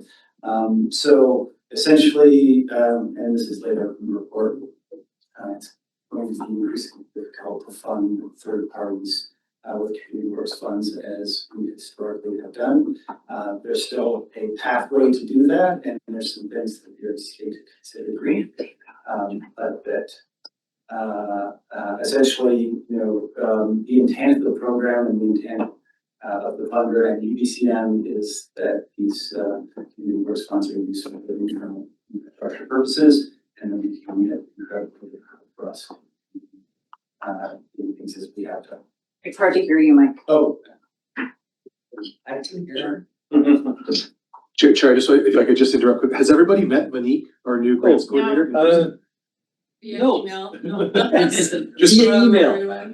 Welcome, Monique. put a face to the name so people Yes. who's in the room with Mike. Okay, I have a few speakers to begin. I've got Graham, Davidoff, Watson, and myself. Go ahead, please, Director Graham. Thank you. So through the chair, and thank you for the report. I have a question here regarding page 4, where it's noted that the Nelson in 2024, the Nelson Cycling Club Trail Enhancement Upgrade Project that was funded by E&F was not eligible for funding based on the project expenses, and that E&F are going to somehow be back charged for this.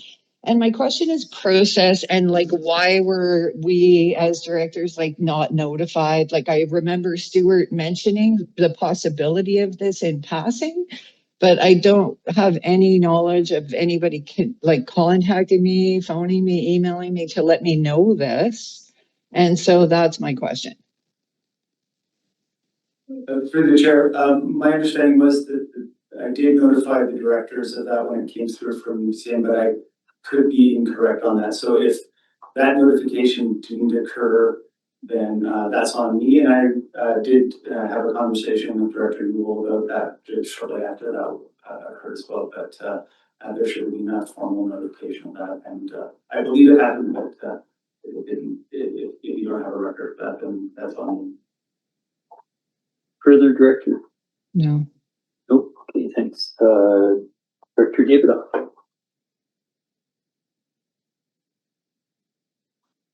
My question is, I know Mike, to the chair, I should say our staff is not responsible for the change in the rules and the tightening of the community works funding application guidelines.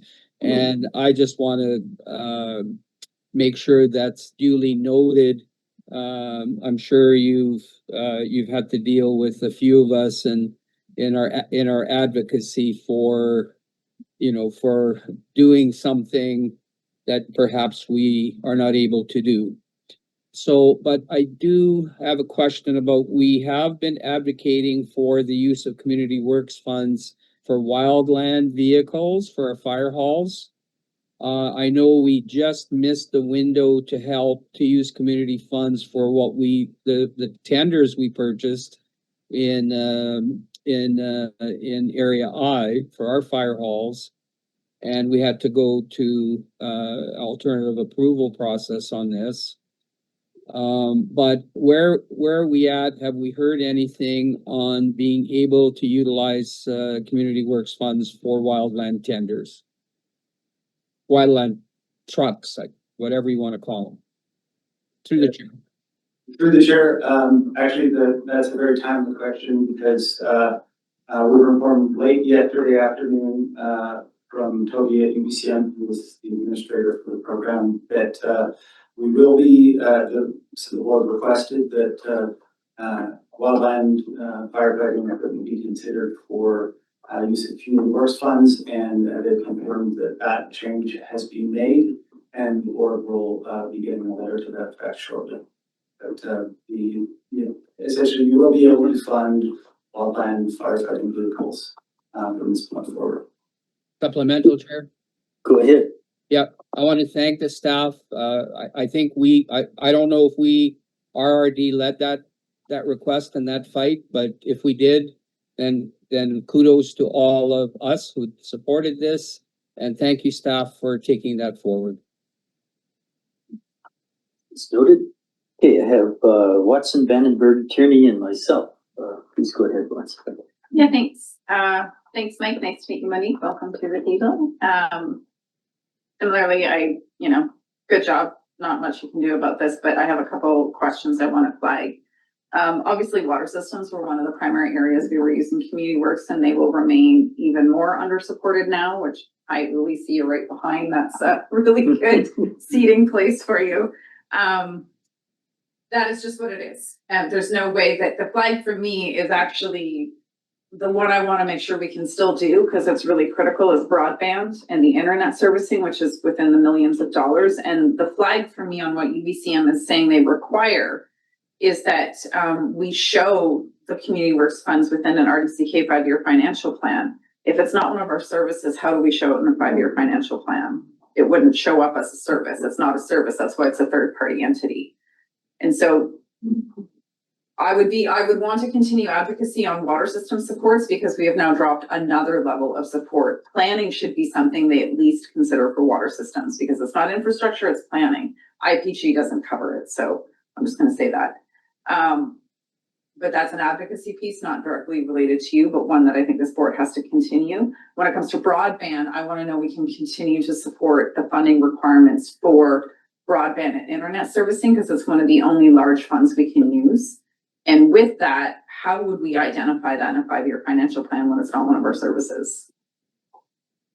Through the chair, firstly, the requirement for showing the financial plan is only for third-party applications, and we've always done the broadband ones as internal applications. So there is that requirement, as I understand it, would not apply there. Now, the broadband projects are a little bit more complicated in terms of some of the ownership of the assets there.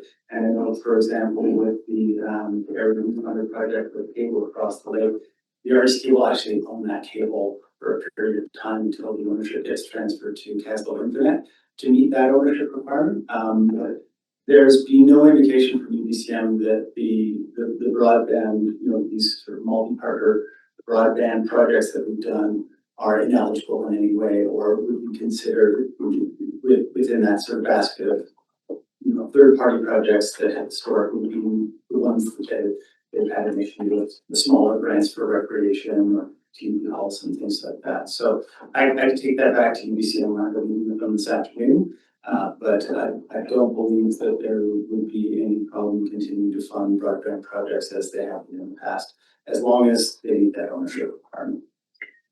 Go ahead. Supplemental, I do not support that they remain eligible based on us owning the asset. That is a ridiculous administrative burden, because why would we own an asset we're not actually going to be able to manage? So I just want to say that they need to continue to be supported, not based on the fact that we own the asset. That's not actually acceptable in our mind. Okay, Director Vandenberg. Yes, thank you through the chair. Similar, but my context is going to be improvement districts. So in terms of the number one, the first provision, which I don't have my glasses, but it says something about long-term planning. Like, how does that get reported? Is that, first of all, are improvement districts eligible? Because we did talk about that before, which is an important piece. The second part is, how do they satisfy the long-term plan requirement? And on number 4, it talks about minimum outcomes regarding criteria such and such and such, and that talks to the population directly. Wow. Holy, I gotta turn this down. And thank you. And yeah, so then number 4 talks about funding beyond 25,000, and you're reporting the amount of population. Those bullets, do they have to be met, or is that a guideline in number 4? That is population currently being served, that makes sense. Output metrics and outcome metrics. I think that's a business case requirement. Am I reading this correctly? So in the context of improvement districts, and water, can you explain to me the number 1 provision? How do I advise satisfying number 1 provision, and number 4, how much impact will there be placed on that application based on the response to number 4? Through the chair, again, a timely question because we had a recent application from an improvement district that we moved through the application process and conferred with UBCM on. So we have some clarity around improvement districts. Now going back to what the conversation we had with UBCM in late 2024, where there was some suggestion that water projects in improvement districts could be considered perhaps a little bit differently outside of the rules. And so we were sort of proceeding on that basis with this recent application. And so essentially UBCM's ruling, this was this summer, fall, where we were conferring with them on this. But UBCM considers that improvement districts are in that basket of third parties that all of the new requirements would apply to. So it doesn't appear that there's any special consideration. Even though an improvement district is a form of local government for the purpose of this funding, they are a third party that would have to meet all of these new requirements. So in order for us to continue funding third parties, we would have to include them in our ECA plans. And there's 2 pieces that have been identified in this report that were 2 requirements that we'd have to meet. One, it would have we would do some kind of plan for support for third-party water systems and identify specific projects within that. And then the second part would be those projects would have to be included in our ECA financial plan. Neither of those processes are currently underway. So again, all of the barriers that exist for any third party seeking community funding would apply to an improvement district.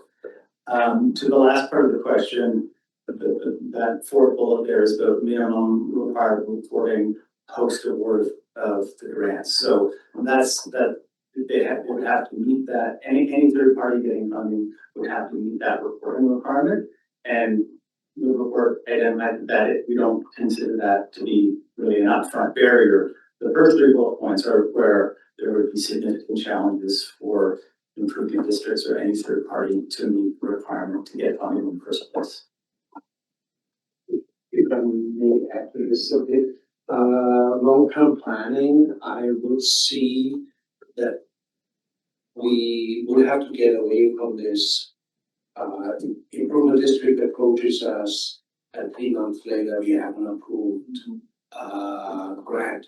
So they would need to do actively, which they already had to do, asset management planning. So a longer term asset management plan, but as well a general plan where this improvement district is going in regards to interior health compliance, growth or non-growth, servicing models.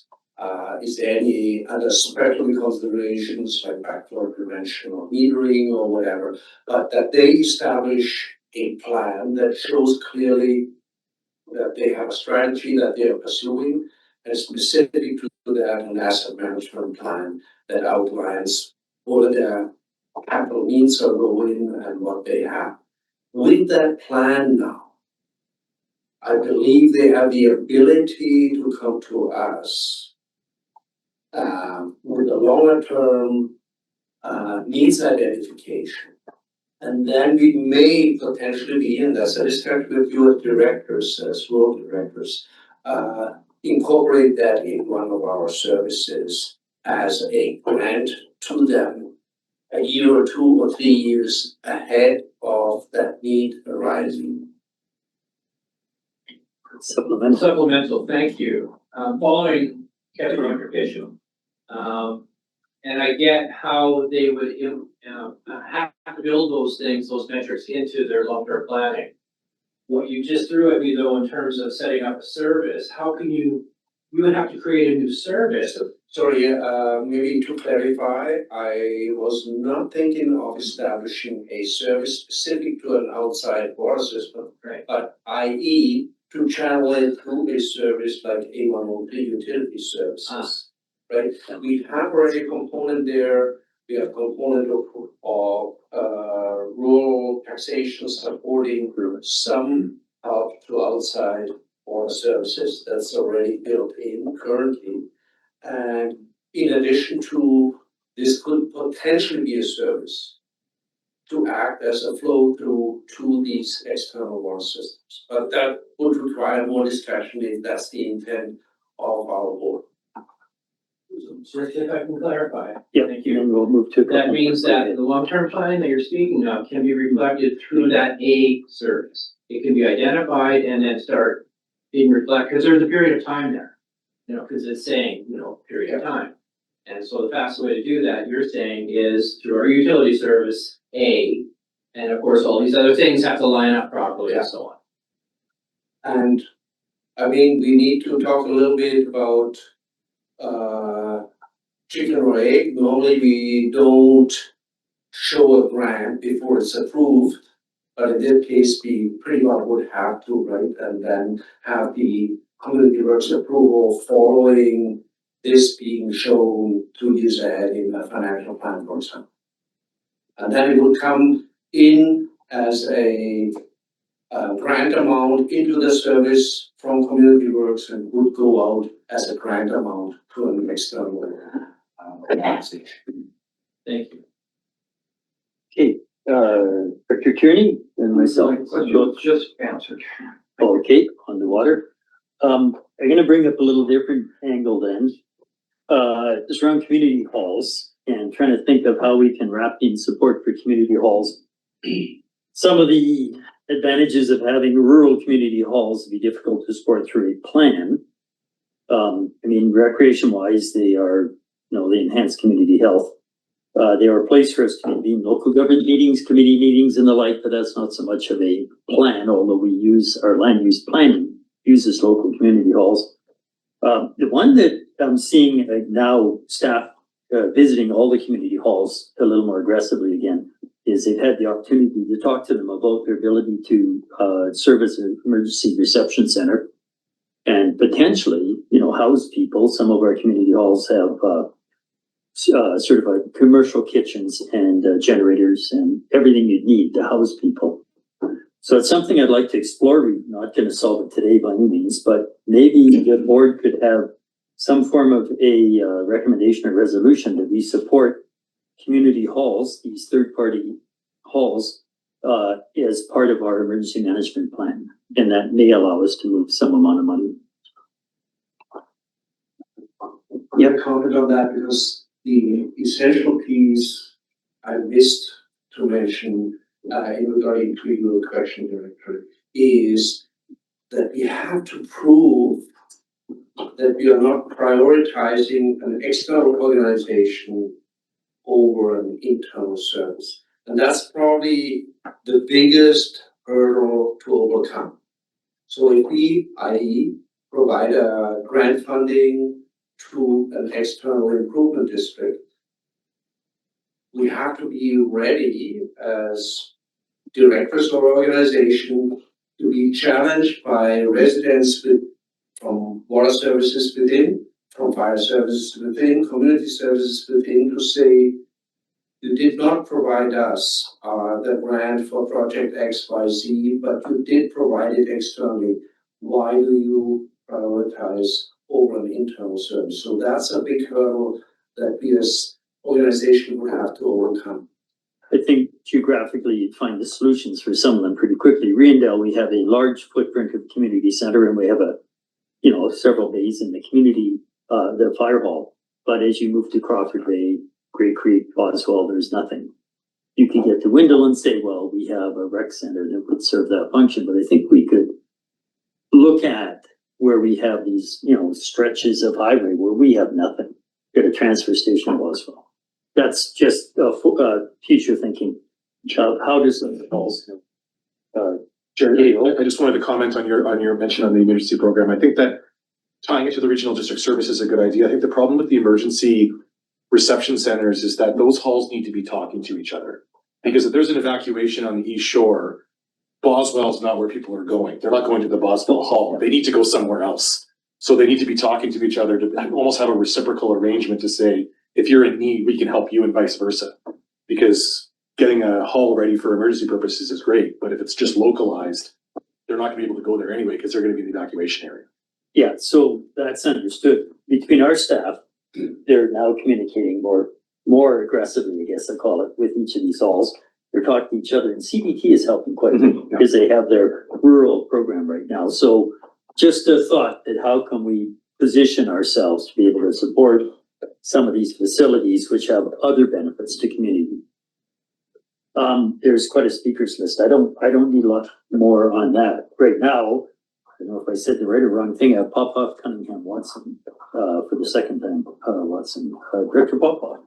Yeah, thank you, Chair. And for the chair, having gone through that wildfire that was in the Slocan Valley, and we were looking for reception centers where the communities or people can go that are evacuated.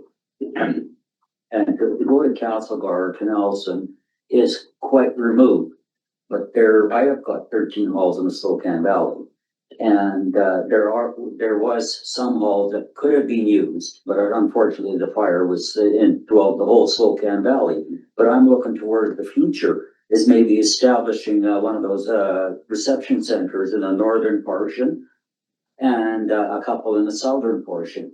And they would require considerable funding for upgrades to act as a reception center. And the Community Works Fund is the biggest pot of money that we as directors have. So that's something that is a concern, and if it will be possible to maybe have our emergency services department identify what halls it would be appropriate to provide funding to. As a director, I can pick and choose them and can recommend them, but I would like our emergency services people to take a look at it and strategically, suggest halls in different communities. So go ahead, Mike. I mean to comment through the chair just on the community halls. So there was a proposed project that we advanced to UBCM last year.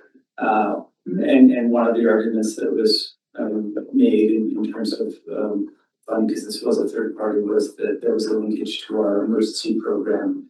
And in effect, with the current emergency plans that we have, that linkage isn't sufficient for UBCM to consider that this is really part of our integrated network of facilities at this point, back in the third party. So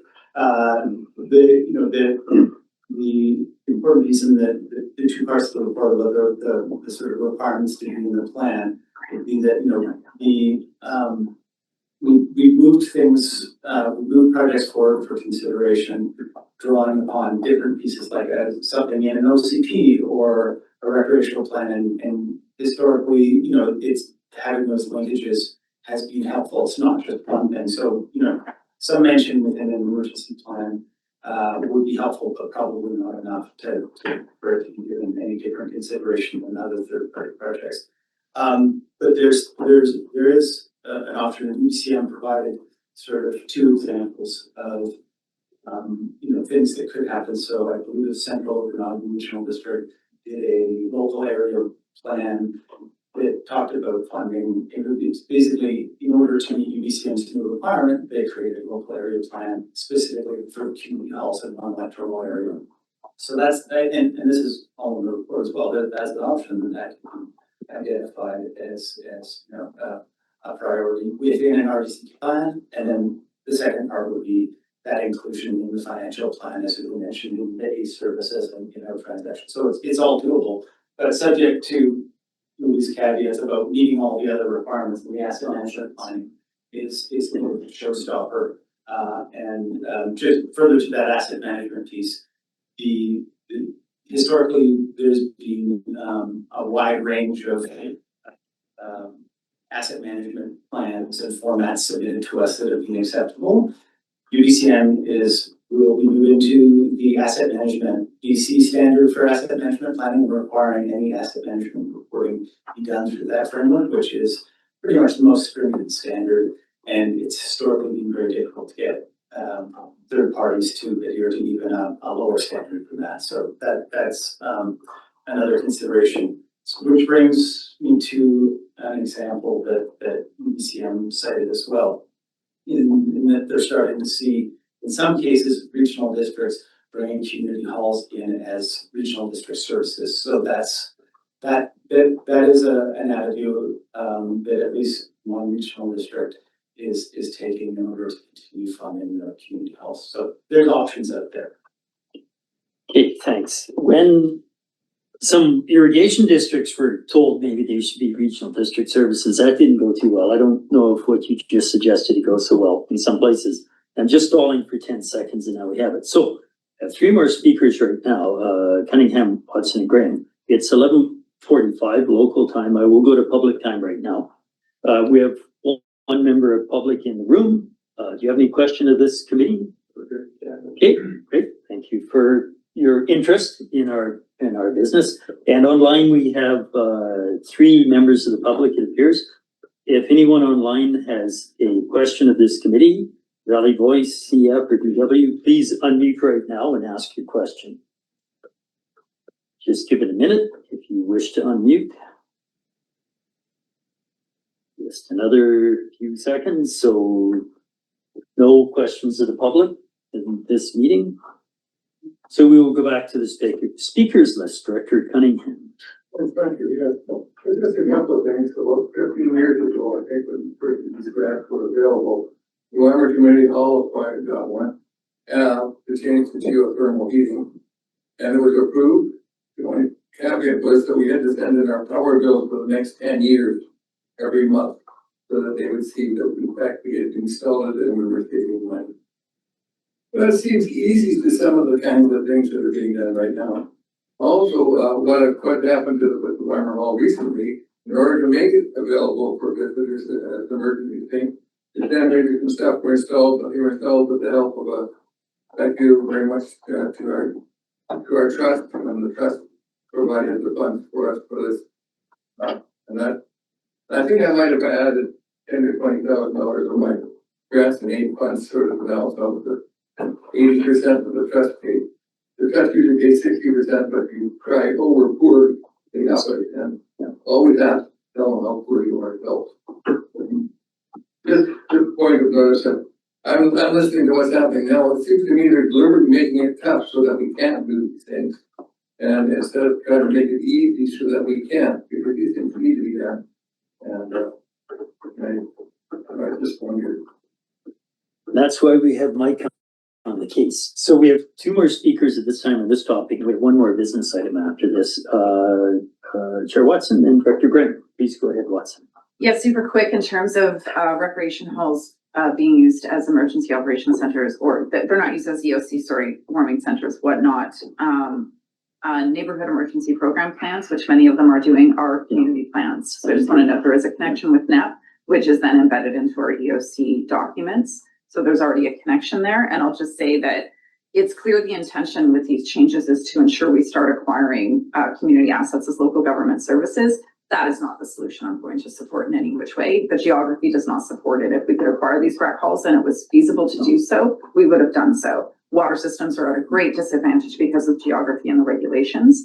So I just want to be really clear that it's clear that's what's happening with the Community Works Fund. It's not the solution. They're just basically making it more difficult to support remote communities. Okay, thank you, Director Graham. You have the last word potentially on this topic. Go ahead Saying for the that. second time. Oh, okay, you're good. All right. Thanks, Mike. Conversation we put off for a little while, needed to be had. Let's go then to item 7.2. This is the Community Works application for fire hall structural upgrades. Monique, this is yours now. And we have an application for electoral areas B, G, and J. Anything you want to add to what you've shown us in the report or in the application?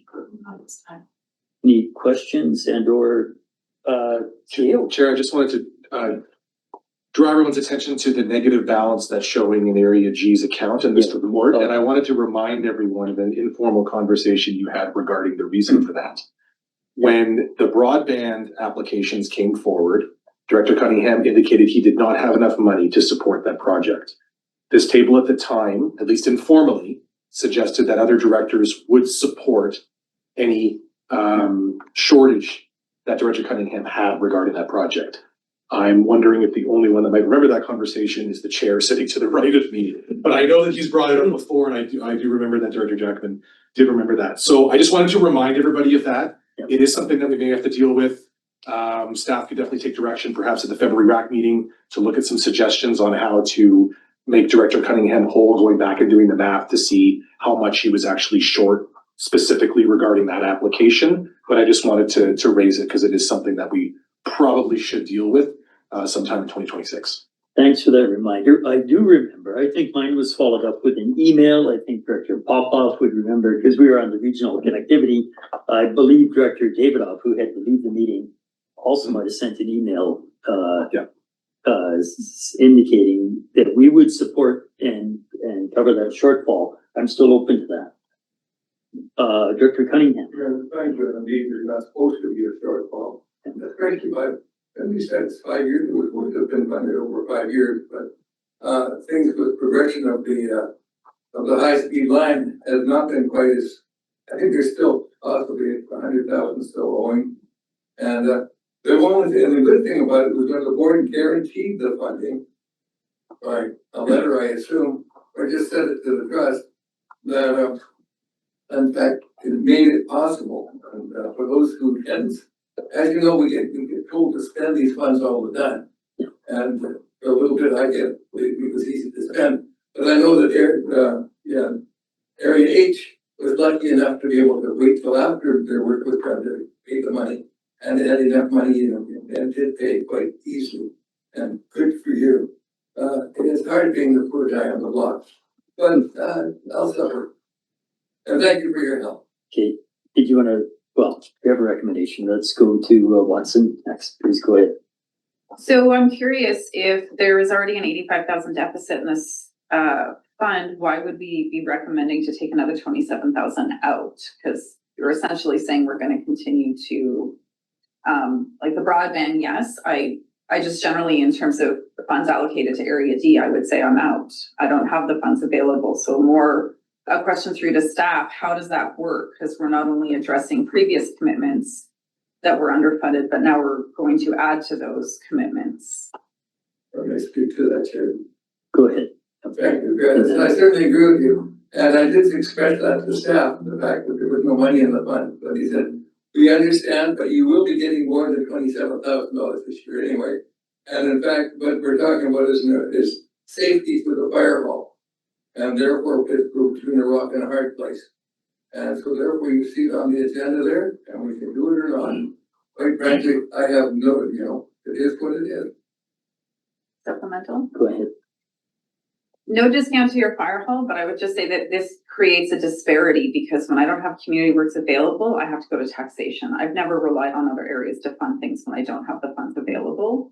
And so holding ownership over the broadband funding, because we as a team said, yeah, we'll support you. I would say we're flagging this as already being a deficit and we shouldn't be going into more of a deficit, or else someone has to say who's funding this. So sure. Sure, Go ahead. I just wanna clarify, because if you add up the expected amounts for 2026 for Area G, after this, they're basically flat. So once 2026 is over, so I think the next community works application of Area G did support something further, that's when to ask that question, but no different than our taxation funding. We spend money from Jan 1 through July 31st, and we don't get our taxation funding until August 1st. So we are spending, and we're not running a deficit, we have the ability to borrow to cover that. But we spend on the anticipation of getting those funds in August. So this application, if we look at 2026 as a whole, then Area G would have enough funds to cover this. The next application, I think, that could potentially cause a problem and lead to your question being appropriate at that time. So the supplement to that is then why are we going to the other areas to address this red line? Through the chair, we might not have to. If we don't have to and we're not running that, then I'm fine with this, but I'm saying we flag something and we're gonna make it worse, is what I'm hearing. So if we're not gonna make it worse, okay, but that's not quite how it's appearing. And it's no discount to Director Cunningham. You could borrow for this, and that would be the smart thing to do because you don't technically have the funds available. We do directly allocate to areas, and those areas are where we're trying to, focus on those. So anyways, if it doesn't cause that problem, go ahead, but that's not what I heard at the beginning. My thoughts were, when I read the report, if this is somehow hung up at UBCM because it's showing a deficit between now and the third install this year, if it's hung up, then I would be willing to step forward and make good on that previous promise to bring Area G out of the red. That's how if this can't go ahead as proposed, then a month from now, we can say, okay, those of us who said that if you go in the hole on this broadband issue, if that puts you in a bad position, we would help you out. So that's my only thought, is if this is blocked. If it's not blocked and it's okay to spend the money for the entire year in advance, then we're good. Yes. Through the chair and Mike or Uli can correct me if I'm wrong, I don't think UBCM cares how you allocate your funds. They just look at the dollar amount as a whole. So they won't look at Area G's allocation and think that the regional district is overspending. They will look at the large amount that's sitting available and that's exactly right. It's regional funds. It's an internal arrangement to divvy that by electoral areas. So they don't care about that specific arrangements. But it's interesting to observe the discussion because that's what I expect when we talk about prioritizing external organization over internal. Yep. So what I look forward to is later exactly how much did assuming all the money's been moved to Columbia Basin Broadband Report, what was the total versus the original budget? And why are we so far in the hole? I wouldn't mind revisiting that in a couple of months and see if some of us could say, yeah, we said we'd help out. Now we will. We're gonna move money within our regional allocation and make good on what we said we would do 3 years ago probably. I'm good with that. I mean, just put into that, the funds were required by the trust immediately at the time, and that's why the board in that proposal. Yeah. But he didn't get all the funds, I don't think, because the rest of it pulled in as the job progressed and as the contractor progressed. That's my understanding from the trust end. But I understand also that we were supposed to be paid off and paid up. And in fact, yeah, I should be in the money once again, because after 4 years of nothing other than broadband, it is a large commitment for Area G. But if we didn't go for it, everybody else who used that section of line would not have been able to use it either, because the trust wouldn't have had the funds to progress. Good point. So, because it was a backbone extension, wasn't it? Yeah. Yeah, it was an extension from Fruitvale through to Nelson. Yeah. We have a recommendation and we have a recommendation for the agenda is moved. Do we have a second? Further discussion on the recommendation as it sits. Seeing none, all in favor? Any opposed? So that will go to board tomorrow and we'll have another conversation about the balance on the Community Works Fund, I'm sure, in the next few months. That is it for the agenda today. This happens to be 12:58 in Boswell. The move adjournment? Yes. Without objections, they're adjourned. Thanks very much, everybody. I'm glad we had the time for the conversation. Well,